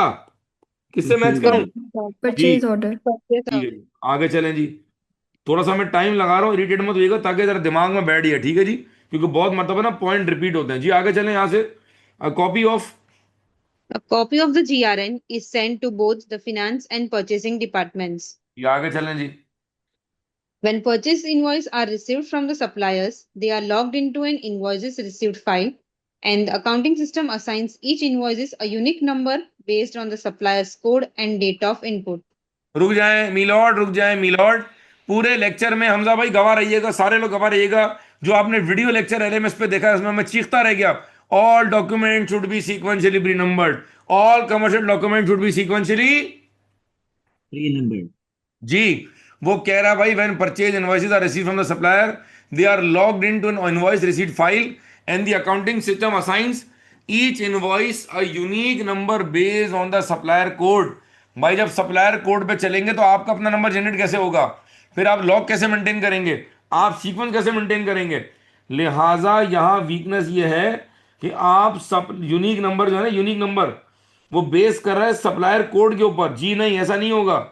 ये सप्लायर की इनवॉइस पे जो नंबर है, सुन लीजिएगा, जो सप्लायर की इनवॉइस पे नंबर है वो तो सप्लायर का ही होगा, लेकिन जो आप अपने पास रिकॉर्ड मेंटेन कर रहे हैं वो क्या होगा भाई? That should be, that should be what? Sequentially pre-numbered। जी Sequentially pre-numbered. अगर ये नहीं हुआ, मिसाल दे रहा हूं मैं जी, Sequentially। 1023, 1024, 1025, और फिर आ रहा है 1028। अब ये बीच में गैप आ गया, 6 22 6 का है और 27 का है। इसका मतलब है दो इनवॉइस रिकॉर्ड ही नहीं हुई है, इसका मतलब है दो इनवॉइस ट्रेस ही नहीं हो रही है।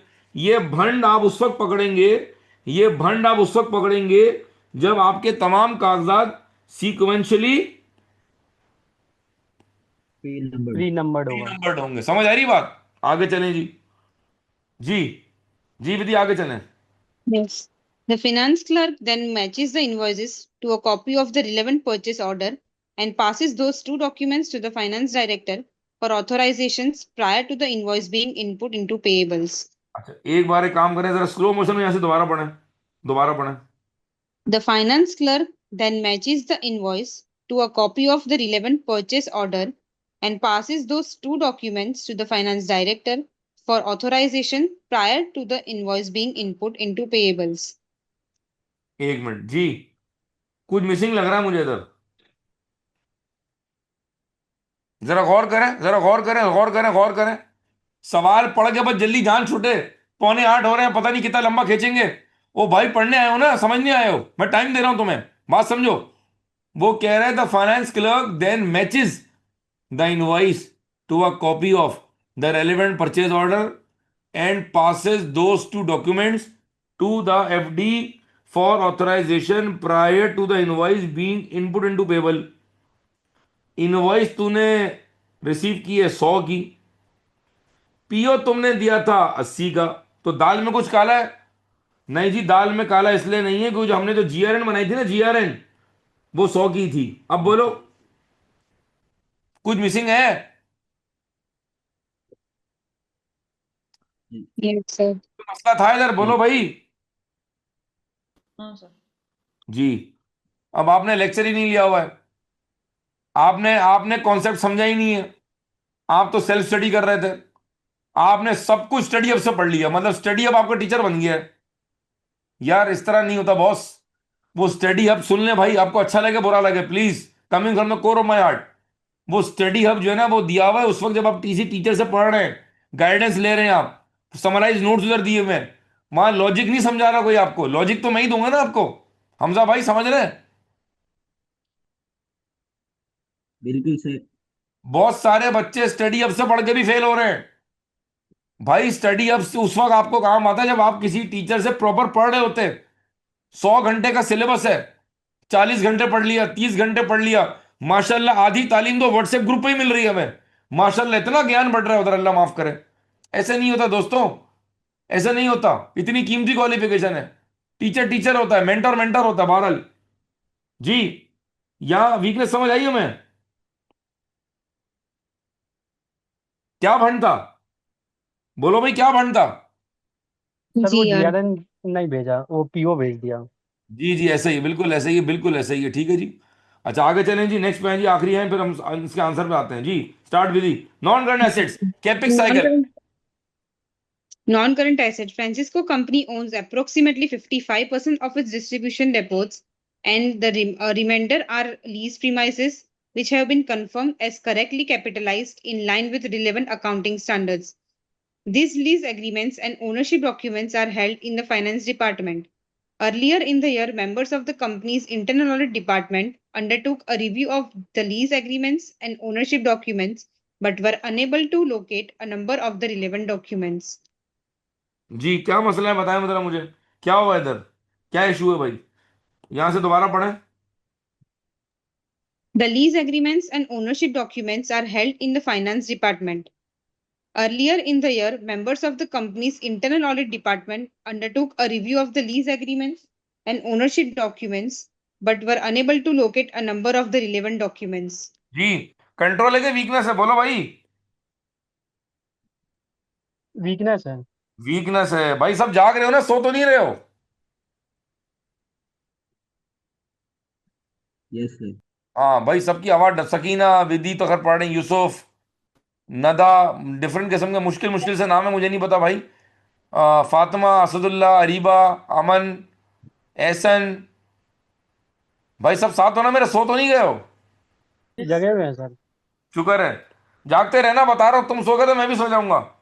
आगे चलें जी, फिर क्या हुआ? Each distribution depot is set up as a separate cost center and is given an annual capital expenditure budget, but some cost centers have already significantly exceeded their annual budgets. जी आगे चलें। When new equipment is purchased, the finance manager classifies the purchase order as a capital or revenue expenditure. The classification is made with reference to formal company policy established by the finance director, who sample checks that the capital or revenue expenditure allocation has been correctly applied and then evidences this review by way of signature. जी, समझ आया कुछ? Yes, sir. सवाल दोबारा पढ़ लें। अच्छा जी, ये जो सवाल है ना, ये जो पार्ट है, ये वाला जो पार्ट है, ये जो रिक्वायरमेंट है, ये आइजर 265 है, ये मैं बाद में कवर करूंगा। इसका आंसर मैंने व्हाट्सएप पे आपको देना है, गूगल ड्राइव में दिया हुआ, ये अलग से एक चीज़ है, बाद में बताऊंगा, ठीक है जी, अभी डिस्कस नहीं कर रहा। ये है आइजा 265, गूगल ड्राइव में इसका एक हैंडआउट दिया हुआ है, बता दूंगा कहाँ, ठीक है जी। चूंकि सामने आ गए तो मैंने कहा बता दूं, ऐसा ना आप परेशान हो जाए देख के जी। अब रिक्वायरमेंट दोबारा पढ़ें जी विधि, फिर हम सवाल के आंसर पे आते हैं जी। In respect of the system of internal controls of Francisco Company, identify and explain 3 direct controls which the auditor may seek to place reliance on, and Describe a test of control the auditor should perform to assess if each of these direct controls is operating effectively. जी 3. Sir हम, Identify and explain. हाँ हाँ, पढ़ ले, sorry, पढ़ ले। Identify and explain 5 deficiencies in Francisco Company's system of internal control and provide a control recommendation to address each of these deficiencies. अच्छा, जरा मुझे पहले ईमानदारी से बताएं, तमाम लोग दिल पे हाथ रख के, कि क्या ये बहुत मुश्किल सवाल था? बिल्कुल, मैं एक ऑनेस्ट आपसे ना एज अ फ्रेंड डिस्कस कर रहा हूं। मैं आपका टीचर तो हूं, लेकिन मैं आपका पहले दोस्त हूं, भाइयों वाली बात है। मुझे सच सच बताएं, क्या बहुत डिफिकल्ट सवाल था कि देख के बंदा के नहीं हो सकता, मैं फेल हो जाऊंगा, मेरी जान निकल रही है, मैं मर जाऊंगा, ऐसा सवाल है भाई? No No, sir. sir. No, sir. नहीं, No, सवाल sir. मेरा ये है कि फिर हम पेपर में फेल क्यों होते हैं? मेरा सवाल फिर ये है, जब सब कुछ सही है। कंसेप्ट सर, कंसेप्ट क्लियर नहीं। सर परफेक्ट वर्ड यूज करना, और टाइम मैनेजमेंट। टाइम मैनेजमेंट, ठीक है, गुड गुड। मल्टीपल रीजंस होते हैं, हमजा, मल्टीपल रीजंस हैं। कॉन्सेप्ट है, लिख नहीं सकते, लिखना आता है, कॉन्सेप्ट नहीं है। दोनों आते हैं, टाइपिंग नहीं आती है। तीनों आते हैं, 1 घंटे में निकाल बिल्कुल। दिया। सब आता है, पेपर पास बिल्कुल करने की नीयत नहीं है, चिल, फुल चिल मूड है। सारे मसले हैं, सारे मसले हैं, सारे मसले हैं। आंसर पे आऊं? बोलो भाई। जी sir. Yes sir.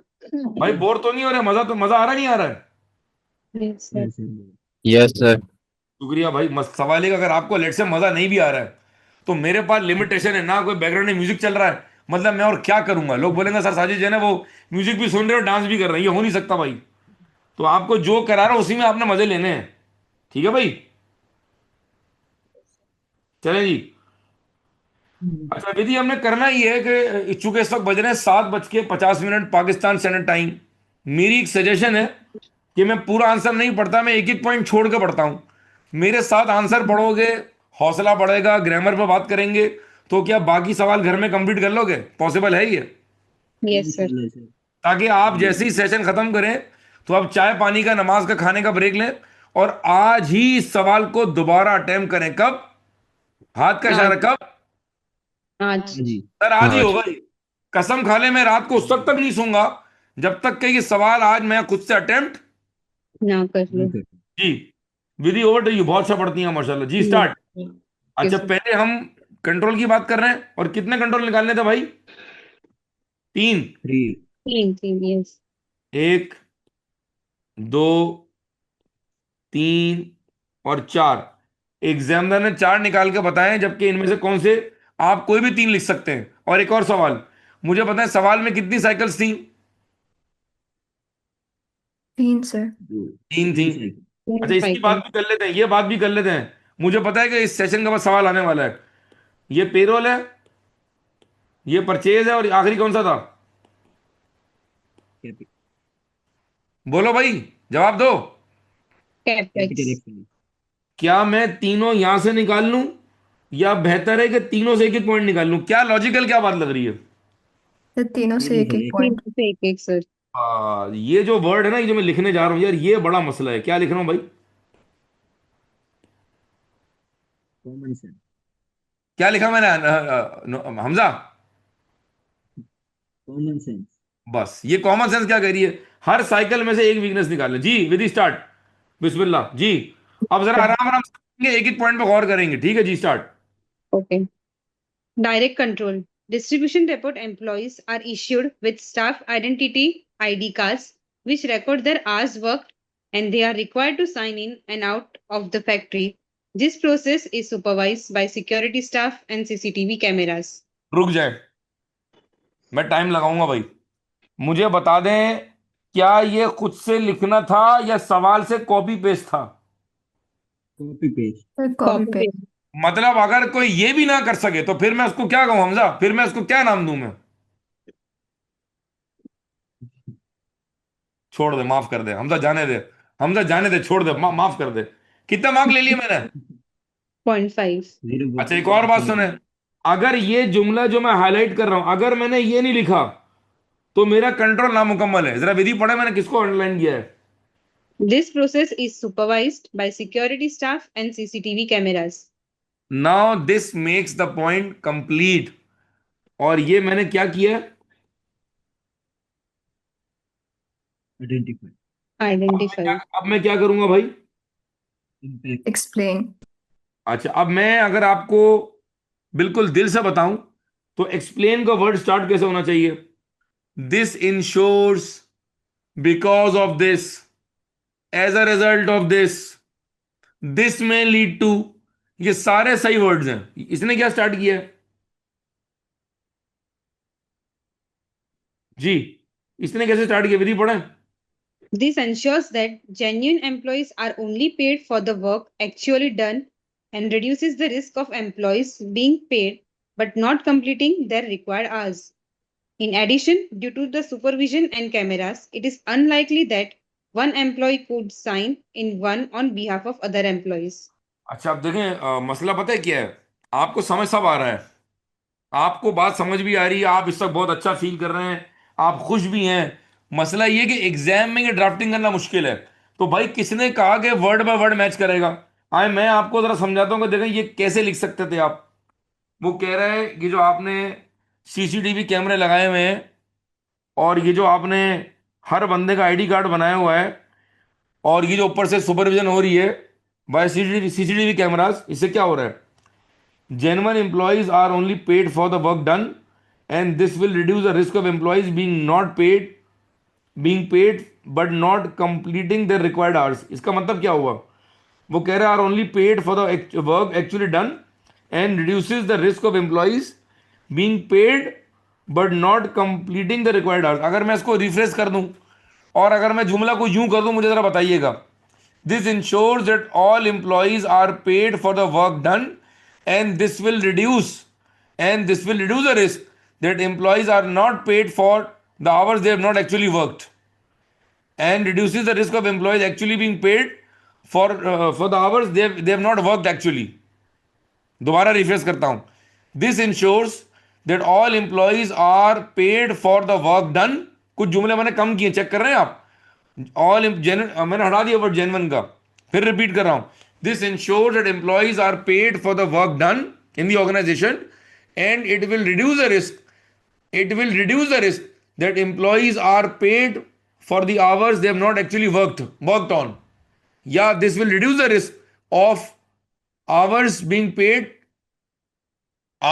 paid for work not done. यूं भी हो सकता है ये। मेरी बात समझ आ रही है मैं क्या कह रहा हूं? Yes, sir. मैं समझाना ये चाह रहा हूं कि आप इसको डिफरेंट तरह से रिफ्रेश कर सकते हैं। मैं उर्दू में तर्जुमा कर देता हूं। वो कह रहा है कि जो ऊपर कंट्रोल है कि इंश्योर कर रहा है कि तमाम एम्प्लॉयज को जो पेमेंट मिल रही है वो उनके काम की वजह से मिल रही है, और ये रिस्क कम हो रहा है। क्या कि एम्प्लॉयज को पेमेंट तो हो रही है लेकिन उन्होंने काम नहीं किया क्योंकि आवर्स के घंटे रिकॉर्ड हो रहे हैं। आप रिफ्रेश कर लोगे इसको? Yes, sir. In addition, due to the supervision and cameras, it is unlikely that one employee could sign in on behalf of other employees. इसको भी आप रिफ्रेश कर सकते हैं। Because of additional cameras and supervision, it is not possible that one employee could be marking the attendance of another. अब बोलो। Yes. मैं आप सबसे बात कर रहा हूं, मेरी आवाज आ रही है? आप मुझे इग्नोर तो नहीं कर रहे हैं? Yes, sir. सेशन ऑफ कर दो, No. सकते हो तो No, घर जाऊं? No sir. हाँ, मेरे No, घर sir. पर बनी हुई नो सर। नहीं नहीं बिरयानी। सर। नहीं, मुझे बता दो, मेरे घर में बिरयानी बनी हुई कीमे की, मैं जाऊं क्या? क्या पढ़ रहे हो? नहीं नहीं सर। No sir. पढ़ रहे हैं। क्या बात, लव यू ऑल। मैं ये बताना चाह रहा हूं मेरे प्यारे बच्चों, मेरे सजनों, मेरे दिल के टुकड़ों, कि हम अंग्रेजी की चेंज कर सकते हैं। वर्ड बाय वर्ड जो लिखा हुआ है ये जरूरी नहीं कि आप और मैं लिखें। हम जुमला रिफ्रेश कर सकते हैं, but it should make what? Tense. दोबारा सुन लें, एक पॉइंट पे टाइम लगा रहा हूं।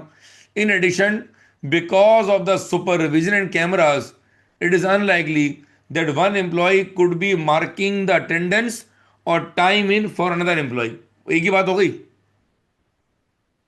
जी सर। कितने मार्क्स मिल गए इसके? 0.5। आप Sir. आए टीओसी पर आए। जी जी बोलें।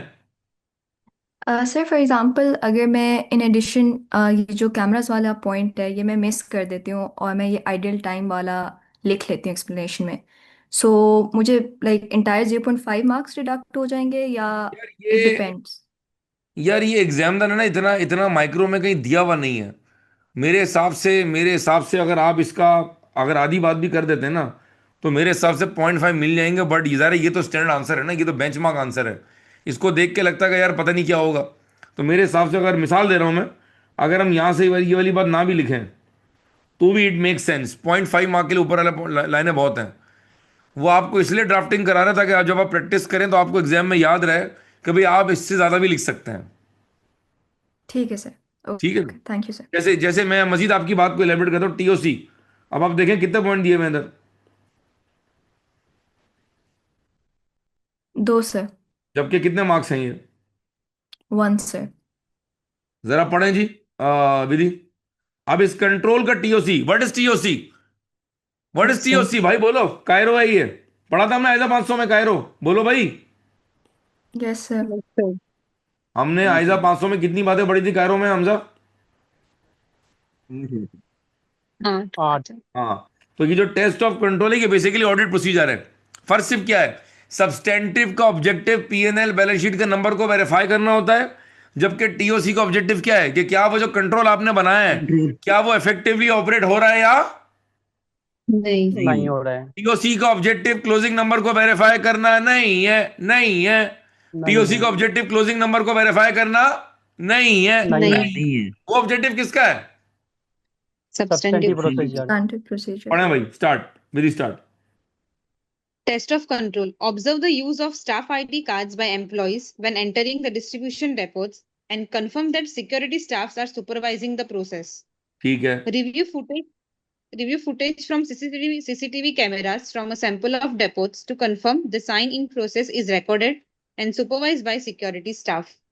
वन सेकेंड, अगर आप ये पॉइंट भी लिख लेंगे तो मेरे हिसाब से 1 नंबर मिल जाएगा आपको। ये एग्जामिनर का स्टैंडर्ड आंसर है। क्या टीओसी है भाई? हम कह रहे हैं कंट्रोल ये कि तमाम लोग आके ना कार्ड अपना पंच कर रहे हैं और ऊपर कैमरे लगे हुए हैं। भाई आप इस प्रोसेस को देख लें। वो कह रहे हैं ऑब्जर्व, इंस्पेक्शन ऑफ रिकॉर्ड नहीं है, ऑब्जर्व है। याद आ रहा है कायरो में क्या बताया था? We always observe a process being performed by Others. Other. Other. जुमले याद करें भाई, तारीखी जुमले हैं मेरे ये। वो कह रहा है observe the use of staff ID cards by employees when entering the distribution depots and confirm that security staff are supervising the process. बहुत सिंपल था मेरे ख्याल में, मैं इसको एलेबरेट नहीं कर रहा। अब मैं एक पॉइंट को स्किप करके आगे बढ़ रहा हूँ जी। यहाँ आ जाए जी, यहाँ से आए जी। All purchases orders are authorized, with those below $3,000 authorized by the purchasing manager and those above $3,000 by the purchasing director. रुक जाए, ये कहाँ से आया है? कहाँ से आया ये? बोलो भाई, बोल नहीं रहे हो यार। Question. आसान था कॉपी ये। Copy paste. पेस्ट। Yes, ये sir. तो कर ले यस यार, ये तो सर। कर ले, अल्लाह के वली, ये तो कर ले। अच्छा इससे क्या होगा भाई? इससे क्या होगा? पढ़े, इससे क्या होगा? This ensures that goods are only purchased which are required by Francisco Company and relate to genuine business expenses, thereby reducing unnecessary cost and the risk of fraud. अच्छा मैं समझा देता हूँ ये। वो कह रहे हैं तमाम पीओ जो 3,000 से कम है वो फला बंदा साइन कर रहा है, और जो 3,000 से ऊपर है वो कौन साइन कर रहा है? Purchasing director. इससे क्या होगा? मैं उर्दू में पढ़ देता हूँ। इससे होगा ये कि तमाम जेन्युइन परचेजें होंगी, कोई फेक परचेज नहीं होगी, और कंपनी बिला वजह खर्चा नहीं करेगी, और कोई पर्सनल नेचर का खर्चा नहीं होगा। बोल दिया मैंने, दोबारा बताऊं? इससे क्या होगा? ऊपर वाले कंट्रोल से क्या होगा? इससे होगा ये कि कोई भी 2 नंबर परचेज नहीं होगी, सारे खर्चे अप्रूव्ड होंगे, और कोई भी पर्सनल एक्सपेंस या पर्सनल नेचर का खर्चा नहीं होगा, या कोई बिलावजा खर्चा नहीं होगा। यही है। Yes sir. Yes, sir. कि अंग्रेजी पढ़ लो भाई, उर्दू में सोच के अंग्रेजी में कन्वर्ट कर लें। और जो ए लेवल्स बैकग्राउंड के हैं भाई, वो तो सोचते ही अंग्रेजी में, उनकी जिंदगी और आसान है। ये तो हम पीले स्कूल के लोग हैं भाई, कि पहले उर्दू में सोचते हैं फिर उसको अंग्रेजी में कन्वर्ट करते हैं। अब आप उर्दू में सोचें, हमजा भाई सिराइकी में सोचें, आप ते थोड़ा पंजाबी भी सोचो, तेणु सोचना है। This ensures that goods are only purchase which are required by Francisco को and relate to genuine business expenses, thereby reducing unnecessary cost and the risk of fraud. वही बात हो गई। जी सर। आप पढ़ें जी, इसका टीओसी क्या है भाई? जी विधि पढ़ें। Yes. Select a sample of purchase orders and review for evidence of authorization in accordance with authorization limits. Agree this to the appropriate signature on the approved signatories list. क्या करेंगे भाई? Select a sample. याद है मैंने क्या कहा था? Substantive में भी सैंपल करते हैं, टीओसी में भी। सैंपल करते हैं। हाँ, सिंपल सी बात है, मैं तर्जुमा उर्दू में कर देता हूँ भाई। हम कुछ पीओस का सैंपल लेंगे ताकि हम चेक करें कि जो 3,000 से कम है उन पे प्रॉपर साइन हो रही है, जो 3,000 से ऊपर है उन पे प्रॉपर साइन हो रही है। साइन हो रही है का वर्ड क्या होता है? साइन हो रही है का वर्ड क्या है? Authorization. अब अगर कोई बच्चा एफिड की तैयारी कर रहा है और उसको ये वर्ड नहीं पता, तो माजरत, उसको भी डबल ए के पेपर देने का कोई हक नहीं है। क्या मैं सही कह रहा हूं? तर्क बात है। Yes, sir. आगे चलें। Agree this to the appropriate signature on the approved signatories list. इधर देखें जी, साजिद साहब का साइन कुछ ऐसे है और हमजा भाई का साइन कुछ ऐसे है। अब जब हम पीओ देख रहे हैं तो साइन कुछ ऐसे हुआ है, मैच कर रहा है? बोलो। नहीं नो सर। सर। एक साइन ये है, एक साइन ये है, ये ए की जगह है, ये बी की जगह है। क्या ये यही साइन लग रहा है भाई? बोलो ना, बोलो ना। No sir. नो बस सर। यही तो कह रहा है वो कह रहा है agree this to the appropriate signature on the approved signatories list, कि जो आपने हमें अप्रूव्ड सिग्नेटरी की लिस्ट दी है उसमें साजिद साहब का साइन तो ये है। तो ये साहब कौन है जी? ये जमाल साहब हैं जी, ये जमाल साहब हैं जी। ये कहां से आ गए जी? और ये पता नहीं कहां से पैदा हो गए। इसका मतलब है कंट्रोल तो है, इफेक्टिव कंट्रोल नहीं है ये। जी, कुछ समझ आई बात? Yes sir. अच्छा, चौथा पढ़ लें एहतियातन, जरा एक और पढ़ लें, मैं स्किप करके निकलता हूं जी। हम इस वक्त पढ़ रहे हैं टीओसी का सवाल और हम कंट्रोल डिस्कस कर रहे हैं जी। स्पीड में पढ़े जी विधि। Purchase orders for new equipment are classified by the finance manager between assets to be recognized in the statement of financial position and expenses to be included in the statement of profit or loss using the formal company policy established by the finance director. The finance director also sample checks the classification is correctly applied. रुक जाओ, The कहां से use uh of रहा है ये? कहां से आ रहा है? question. कॉपी पर हो सकता है? कितना मार्क ले लिया मैंने? 0.5। 0.5. अच्छा, अब क्या करें? इससे क्या होगा? सर ये है क्या? सर ये क्या सीन है? ये क्या सीन है भाई? जब रिस्क आइडेंटिफाई करते थे तो क्या उसका इम्पैक्ट बताते थे? बोलो ना। Yes Yes. सर। तो इसी तरह यहां क्या बता रहे हैं कि इस कंट्रोल से क्या होगा? क्या होगा बोले तो? जी, सॉरी, मुझे हिंदी लिखना नहीं आती, एक जमाने में सीखी थी मैंने। हम ये कह रहे हैं कि इस कंट्रोल का क्या इंपैक्ट होगा। ठीक है जी। Yes, sir. अच्छा जी, जरा पढ़ें जी। The use of formal company policy and sample checks by the finance director should reduce the risk of an incorrect assessment and of the understated or overstated profits, non-current assets, and depreciation charges. अच्छा, मैं simple कर दूं बिल्कुल, ये तो बहुत इसने मुश्किल जबान इस्तेमाल की है। जिसको जो रेवेन्यू एक्सपेंडिचर था, अगर तो वो रेवेन्यू नेचर का था, उसको आपने कर दिया कैपिटलाइज। जब आप उसको कैपिटलाइज करेंगे तो प्रॉफिट क्या हो जाएगा? ओवरस्टेट हो जाएगा। और एसिड क्या हो जाएंगे आपके? और जो कैपिटल नेचर का था उसको आपने कर दिया रेवेन्यू एक्सपेंडिचर, ऐसा ही है। तो प्रॉफिट क्या हो जाएगा? अंडरस्टूड। और एसिड क्या हो जाएगा? बढ़ जाएगा. अंडरस्टैंड हो जाएगा ना, क्योंकि कैपिटलाइज करना था, नहीं किया, तो एसिड क्या हो जाएगा? कम हो गया। ठीक है। अब इसकी कहानी यूं कर रहा है, तो मैं अगर सिंपल, अगर मैं एग्जाम में होता तो मैं क्या लिखता? मैं लिखता था use of company policy and sample checks by the FD should reduce the risk of an incorrect assessment and should reduce the risk of incorrect assessment, या मैं इसको यूं रिफ्रेश करता, should reduce the risk of incorrect और inaccurate recording of profit, non current asset and depreciation charge. मैं under over statement का word इस्तेमाल नहीं करता, ये बात आपको पता है। मेरे लेक्चर की बात याद आ रही है कि मैं टीओसी के आंसर में अंडर ओवर का वर्ड नॉर्मली इस्तेमाल नहीं कर। ये किसकी भाषा है? ये ऑडिट। Risk audit. की। ऑडिट इसकी भाषा है। सर दोबारा बताएं। The use of formal company policy and sample checks by the FD should reduce the risk of inaccurate recording और इनएक्यूरेट ट्रीटमेंट और inaccurate recording of profits, non current assets and depreciation charge. अब बोलो सही है? Yes sir. एक ही बात है, yes sir, कान यहां से पकड़े कान वहां से पकड़े जी। टीओसी पढ़ लें भाई। The use of formal company policy and sample checks by the finance director should reduce the risk of an correct assessment and of understated or overstated profits, non-current assets, and depreciation charges. जी जरा उसके TOC पे आए जी। Select a sample of purchase orders for an evidence of the classification being applied. Review purchase orders for evidence of the finance director's sample checks, for example, by signature. For sample orders, compare the classification noted with the formal policies to assess whether the classification was correctly undertaken. अच्छा याद रहेगा TOC कितने mark का है total? point one 1 mark का है ना? One. ठीक है जी। अच्छा अब जरा मैं इसको One. पढ़ देता हूँ, मैं इसको पढ़ देता हूँ। वो कह रहा है कंट्रोल का टीओसी पढ़े जी। Select a sample of purchase orders for asset, कुछ जो आपने साल में एसिड परचेज किए हैं उनका सैंपल ड्रॉ करें। And review evidence of the classification being applied.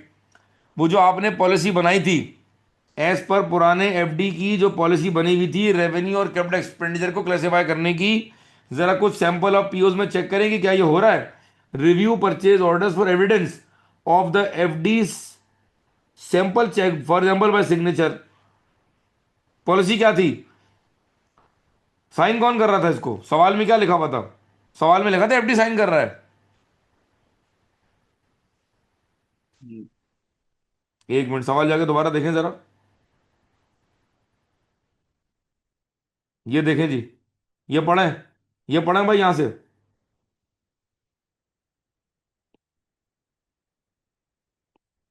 विधि पढ़ें यहां से। Whose sample checks that the capital or revenue expenditure allocation has been correctly applied and then evidences this review by way of signature. जी sign कर रहा है वो। Yes. आप पढ़ें।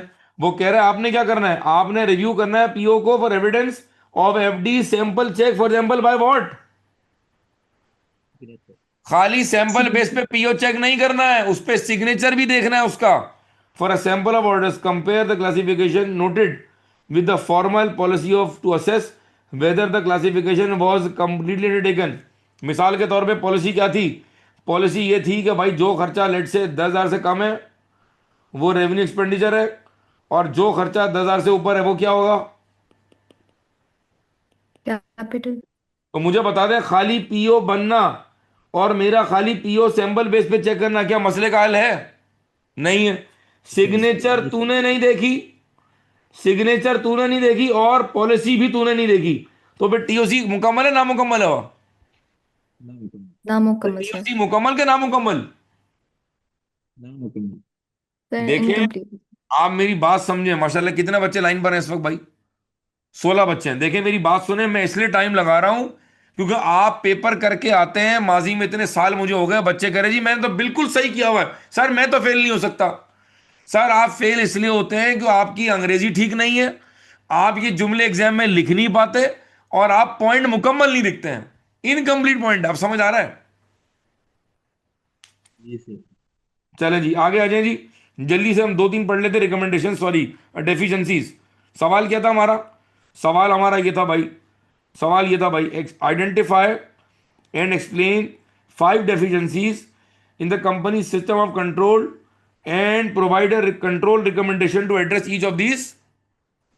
Deficiency.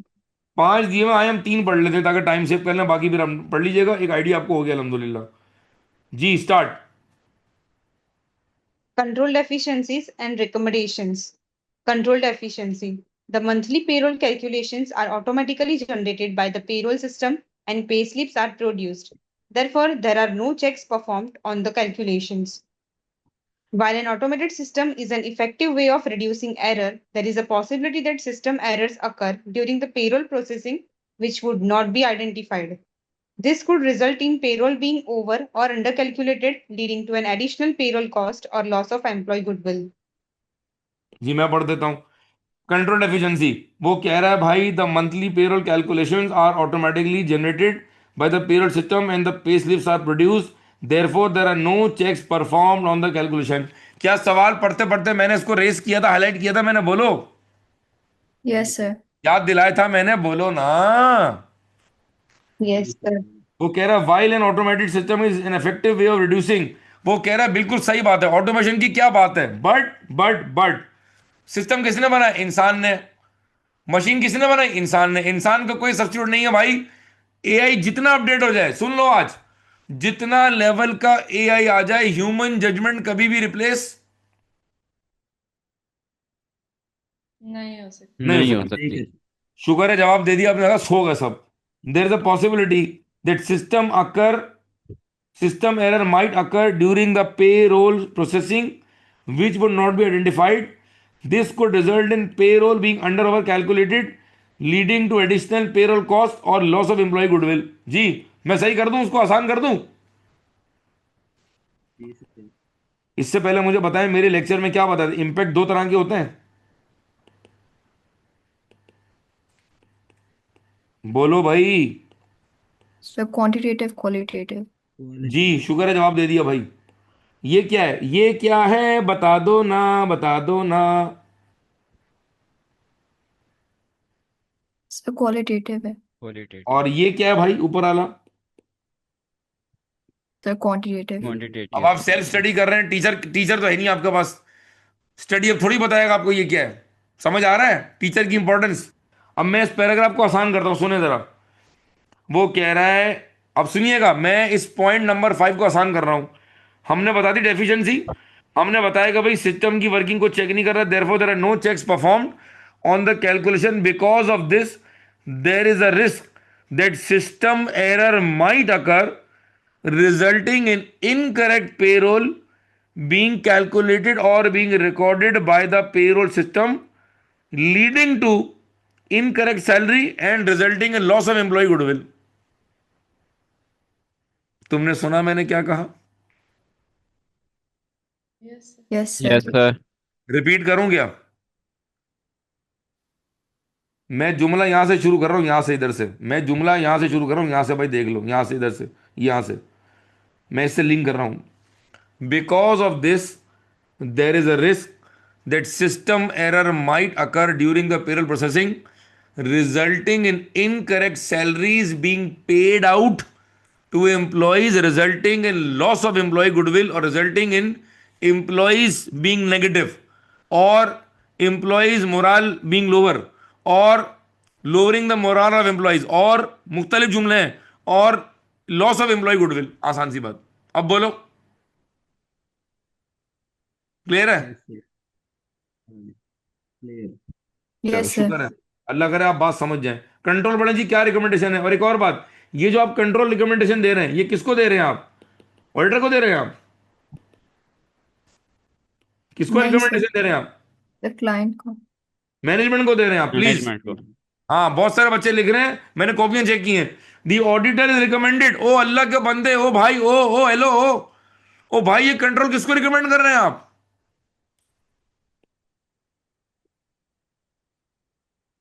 जी। जी, सर समझ आ रहा है जी? पढ़े भाई। Yes, sir. Control recommendation. A senior member of the payroll team should recalculate the gross to net pay workings for a sample of employees and compare the results to the output from the payroll system.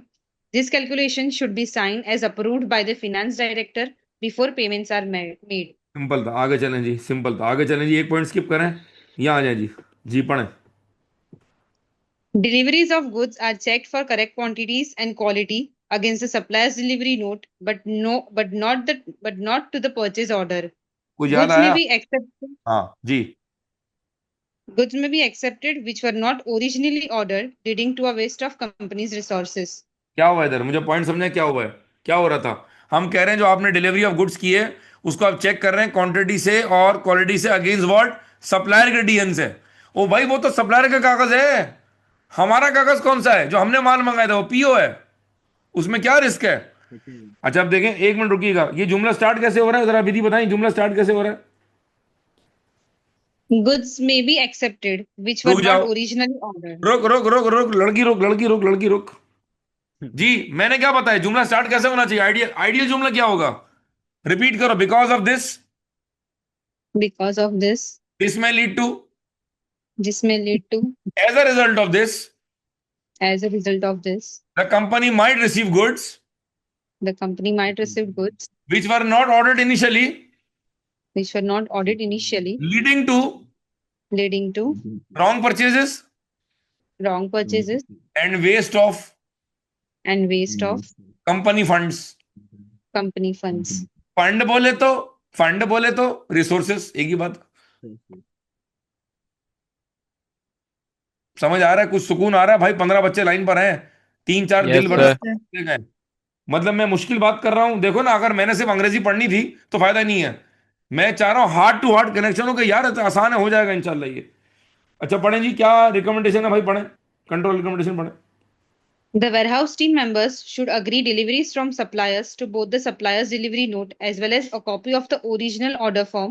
All checks should be evidenced by way of signature. चले मैं समझाता हूं आपको। The where of team member should agree delivery from supplier to both supplier delivery as well as copy of Original order form. Original order form. आप जरा मेरी बात समझना, मेरी बात समझना, मेरी बात समझना, मेरी बात समझना। भाई मैं कह रहा हूं मिसाल के तौर पे जो है वो अमन कुमार, ये अमन कुमार ने कागज बनाया, और ये जी एक अहमद सईद साहब ने कागज बनाया। ये सप्लायर का डिलीवरी नोट है और ये हमारा पीओ है।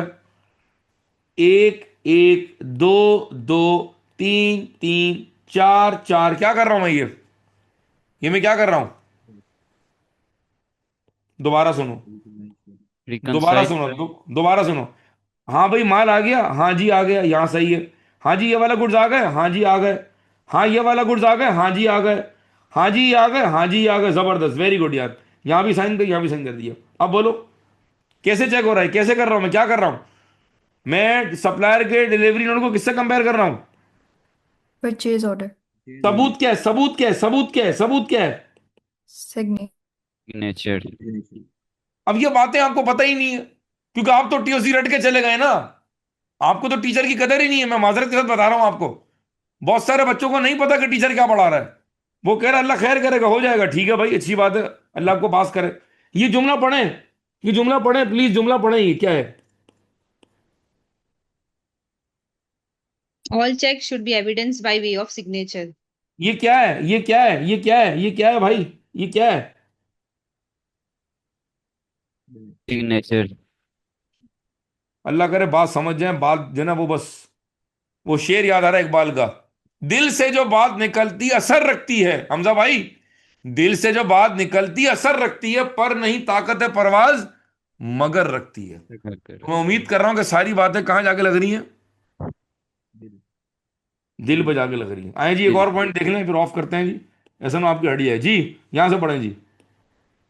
Approximately 55% of Francisco Company's depots are owned, with the balance being held under lease agreements.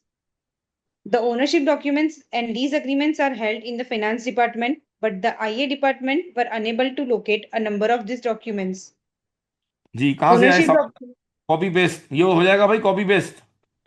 Yes, sir. आईए डिपार्टमेंट याद आ रहा है कुछ? आईए डिपार्टमेंट कुछ याद आ रहा है? कुछ दिमाग को जोर डालना है। आईए डिपार्टमेंट कहां पढ़ा था हमने? एक लेक्चर है पूरा आईए डिपार्टमेंट का। Value for money assignments, best value audits, fraud assignments, operational audits, compliance audits, याद आ रहा है? अदर असाइनमेंट्स जी भाई। जी सर। जी मुझे लग रहा है बैटरी खत्म हो गई भाई जी। आगे चले, इससे क्या होगा, इससे क्या होगा बता दो ना। Ownership documents provide proof that Francisco Company owns sites and lease agreements provide evidence of right of use. If these are not stored securely or are misplaced, Francisco Company may be encounter difficulties when trying to sell a site or may incur additional costs to obtain duplicate copies. आइए मैं आसान कर देता हूँ भाई, मैं आसान कर देता हूँ। पॉइंट में हम कह रहे हैं कि भाई 55% जो आपके एसेट्स हैं जो आप ओन करते हैं, बाकी आपने लीज पे लिए हुए हैं, उनके कागजात आईए डिपार्टमेंट को नहीं मिले पाकिस्तानियों। हमजा भाई उनके डॉक्यूमेंट हमें नहीं मिले। वो कह रहा है भाई अगर ओनरशिप के कागज नहीं मिले तो कल को साबित कैसे करेंगे हमारे कागज हैं?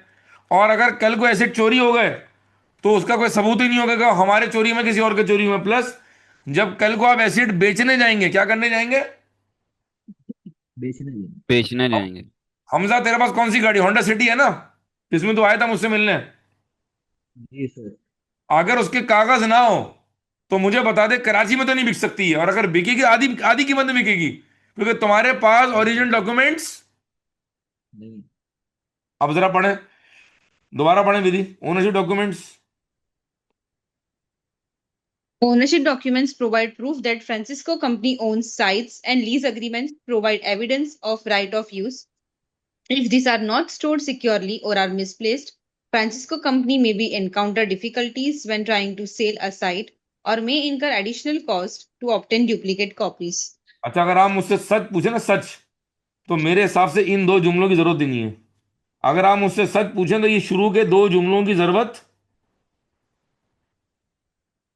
नहीं। और मैं जुमला स्टार्ट कैसे करूंगा?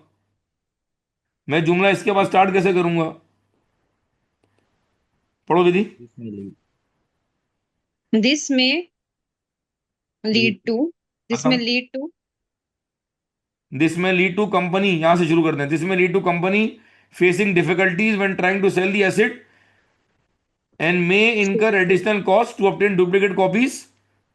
खत्म हो गया पॉइंट। yes. मतलब जरूरी कि मैं यही जुमला लिखूंगा भाई? मैं तो द जुमला शुड मेक सेंस। वो कह रहा है दिस में lead to because of this the company may encounter difficulties when trying to sell the asset and may have to incur additional cost to get the duplicate ownership documents. खत्म, कहानी हो गई। Duplicate ये भी लिख सकते हैं आप, डुप्लीकेट ओनरशिप डॉक्यूमेंट्स, एक ही बात है ना। सही है। क्या रिकमेंडेशन है भाई? पढ़ लें। सही। Copies of ownership documents and lease agreements which cannot be located should be requested from the company's lawyers. All ownership documents and lease agreements should be stored securely, for example, in a fireproof safe, or could be held offsite with a third party, such as the company's lawyers or bankers. The company should maintain a log of all ownership documents or lease documentations, which should be updated and reconciled on a regular basis. जी, क्या समझ आया? दोबारा पढ़ लें।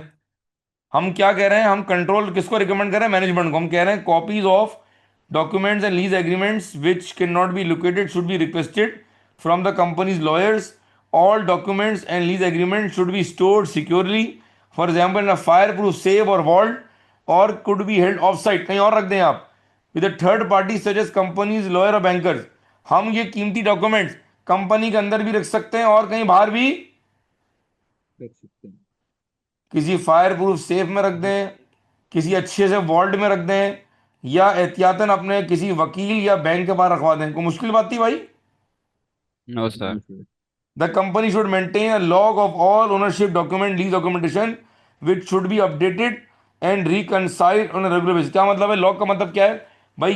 ये assets हमारे पास है, 2 3 4 5, इनमें से भाई ये दो लीज के हैं और ये मिसाल के तौर पे हमारे अपने 1 2 और 3।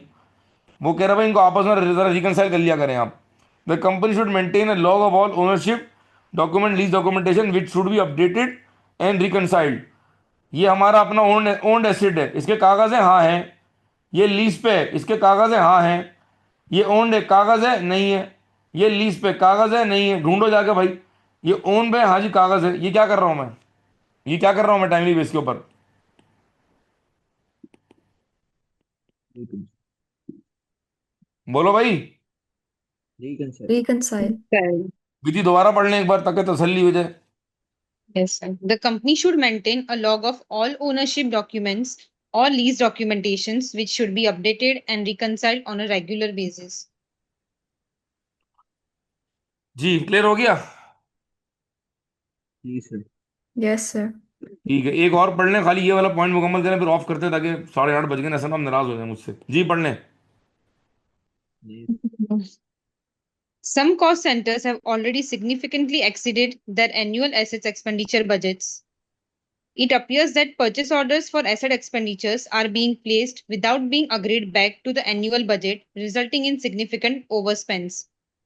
The increased expenditure may be due to increased level of services being provided, or it could be due to lack of control over the asset expenditure process, resulting in increased cost and reduced profits. क्या point है ये? वो कह रहा है कुछ cost centres ने already अपना बजट एक्सीड कर दिया है।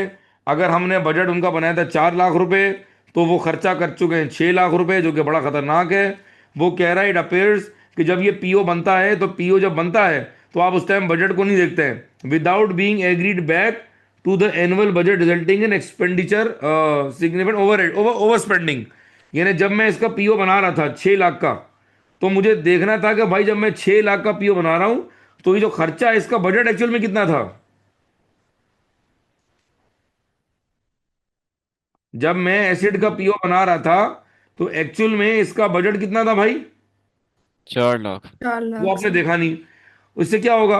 This increase expenditure may be due to increase level of services. आप अपनी सर्विसेज बढ़ा रहे हैं, बिजनेस बढ़ा रहे हैं, और it could be due to lack of control over the asset expenditure process, resulting in increase cost and reduce profit.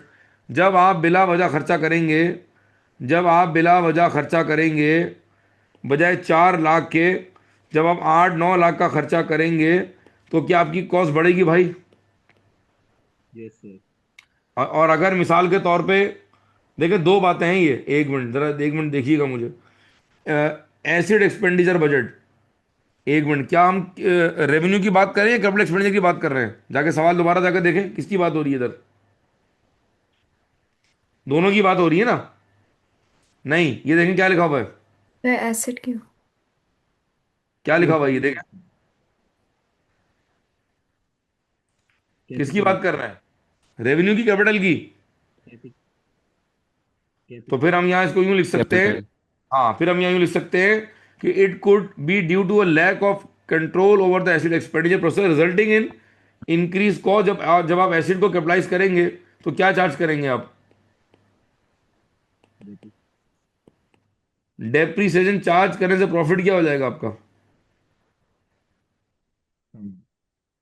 क्या होगा प्रॉफिट? बताओ बताओ भाई।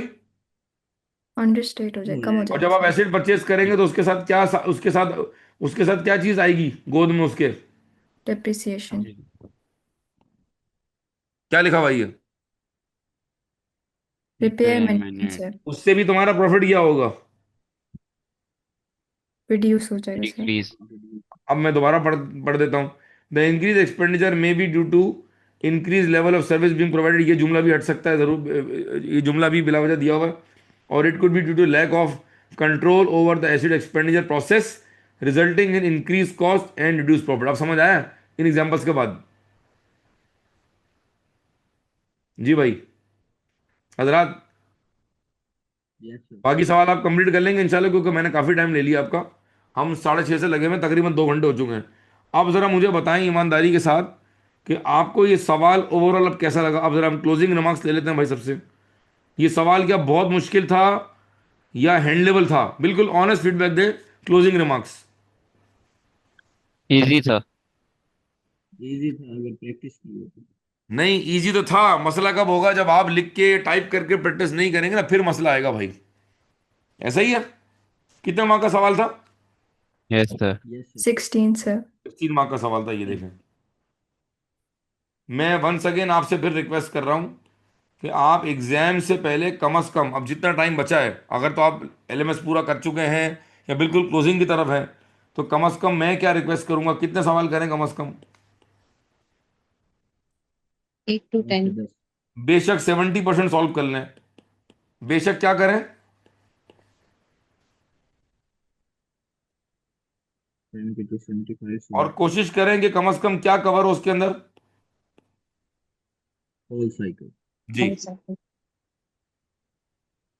जी हजरात, अब मुझे फीडबैक दे दें आज का सेशन कैसा रहा, जरा एक एक करके, ताकि इसको वाइंड अप करें, फिर इंशाल्लाह मुलाकात होगी। जी अहमद सईद साहब, बेटा क्या रहा सेशन आपका? कंफ्यूज तो नहीं हो गए, या कॉन्फिडेंस कुछ बेहतर हुआ? एक एक करके बता दें बस। हर बच्चे को 15 सेकंड है जी। नहीं सर, बेहतरीन था सेशन। चल अल्हम्दुलिल्लाह। Ehsan yes sir.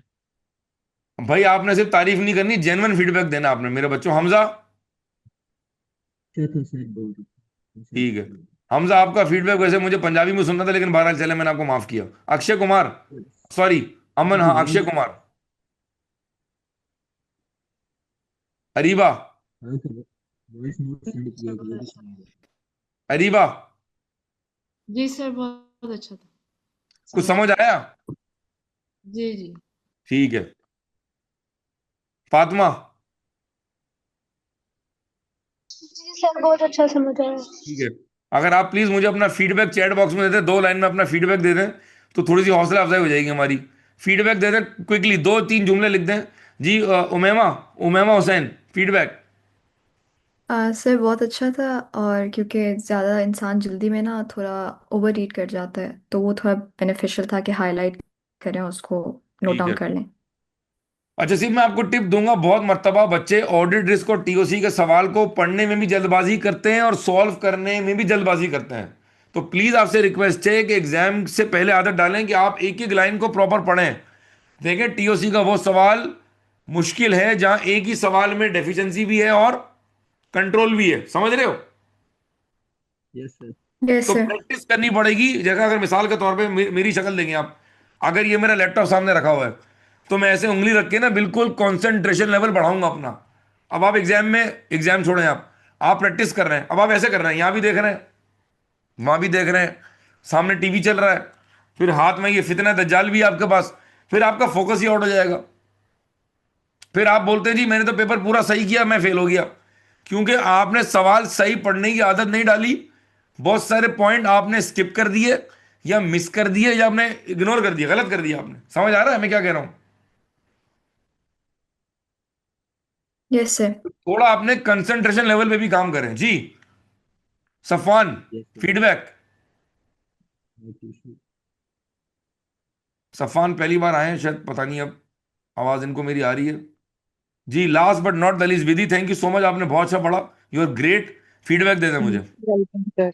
अच्छा रहा सेशन सर, बहुत अच्छा रहा, रिवाइज हो चलें, गया सब कॉन्सेप्ट। कुछ या टीओसी में हौसला मिला। Yes sir. चलें, इंशाल्लाह फिर मुलाकात होती है नेक्स्ट, इंशाल्लाह will meet for audit risk, ठीक है जी? डन हो गया। Yes sir. चलें, अपना बहुत सारा ख्याल रखें इंशाल्लाह। और ये सवाल आज ब्रेक लेने के बाद आज ही सॉल्व होगा, होगा नहीं होगा? पक्का? होगा। हो यस सर। जाएगा सर, यस सर। बहुत शुक्रिया, love you all, thank you so much. May God thank you bless you. Sir. इंशाल्लाह आप लोग अपना पेपर फर्स्ट अटेम्प्ट में पास करेंगे। साजिद सर एक कपाड़िया थोड़ा signing off question. From Karachi. जी अल्लाह हाफिज। सर ये अल्लाह हाफिज। सवाल आप शेयर करेंगे व्हाट्सएप ग्रुप पे? मैं कर देता हूं भाई, ऑलरेडी दिया हुआ है गूगल ड्राइव में, मेरे प्यारे भाई, गूगल ड्राइव में दिया हुआ है ये सवाल। Okay sir, thank you. ठीक है, थैंक यू जी, अल्लाह हाफिज, अल्लाह हाफिज, अल्लाह हाफिज। सर मुझे तो मीटिंग ज्वाइन करने में काफी लेट हो गया, लेकिन कोई ग्रुप है जहाँ पे आप ये मीटिंग की लिंक भेजते हो और मैं वॉइस आप ज्वाइन कहाँ कर से लूँ? पढ़ रहे हैं सफान, आप कहाँ से पढ़ रहे हैं? सर मैंने तो जो है वो एलएमएस परचेज कर किया था मिर्चा वाला। नहीं तो आप मतलब डबल ए कब दे रहे हैं? सितंबर एटम में। तो आपने तैयारी कैसी है आपकी, अल्हम्दुलिल्लाह तैयारी कैसी है आपकी, भले ये बताएं। सर जो लेक्चर्स हैं वो तो मैंने खत्म कर दिए हैं, लेकिन अब मैं कंफ्यूज हूँ कि रीडिंग कहाँ से करूँ। तो स्टडी हब रीडिंग मैंने स्टार्ट की, लेकिन वो बहुत ही लेंथी और कंफ्यूजिंग है। नहीं नहीं नहीं, स्टडी अब सर ने बगैर, वही बताई हुई है, वही बगैर तो। टीचर के, बगैर टीचर के गाइडेंस के स्टडी अब कैन बी डेंजरस। तो जो आपको टीचर ने नोट्स दिए आप कोशिश करें उन्हीं से पढ़ें। मैं अगर आपको नई चीजें दूंगा तो आप कंफ्यूज हो जाएंगे, अगर मैं आपको नया कंटेंट दूंगा आप कंफ्यूज हो जाओगे। नोट्स नहीं सही। है। तो सर सिर्फ नोट्स पे फोकस करूँ और फिर एग्जाम पे जो क्वेश्चन प्रैक्टिस है वो स्टार्ट कर दूँ, इज दिस इनफ? यार अब हम मिसाल के तौर पे तो खाली टीओसी है, तो आप खाली टीओसी के नोट्स चाह रहे हैं या क्या चाह रहे हैं? नहीं, कंप्लीट नोट्स, मतलब जो सर एमएचएफपी ने प्रोवाइड की। यार वो डेंजरस हो जाएगा ना मेरे भाई, आप एक ऑलरेडी टीचर से पढ़ रहे हैं ना, मैं अगर आपको नया कंटेंट दूंगा, जरा आपने माशाल्लाह टीचर से पढ़ा है, जी बहुत जी। अच्छा पढ़ाया होगा उन्होंने, तो वो सारी चीजें फिर मिक्सअप हो जाएंगी ना। मैं मिसाल के तौर पे ए कहूंगा, उन्होंने जी बी जी। पढ़ाया हुआ है, तो क्या आप ये रिस्क लेने को तैयार है? मैं ये कह रहा हूँ मेरे प्यारे भाई। जी। रिस्क तो है, लेकिन सर आप उन्हीं टेक्निक के तो मिल कंटेंट से जाएगी पढ़ें, ना जैसे। जो कंटेंट उन्होंने दिया उससे पढ़ें, इंशाल्लाह हो जाएगा जी। पास। मैं आपको, ओके आप ओके मेरा सर। नंबर लिख लें, आप मेरा नंबर लिख लें। मैं आपको दिसंबर अपने, जी जी। सॉरी सितंबर बैच में ऐड कर लेता हूँ, मेरा नंबर लिख लें आप। 033 ओके सर। 3, हाँ 033 344 0458। Zero zero triple triple three. Three double four जी जी।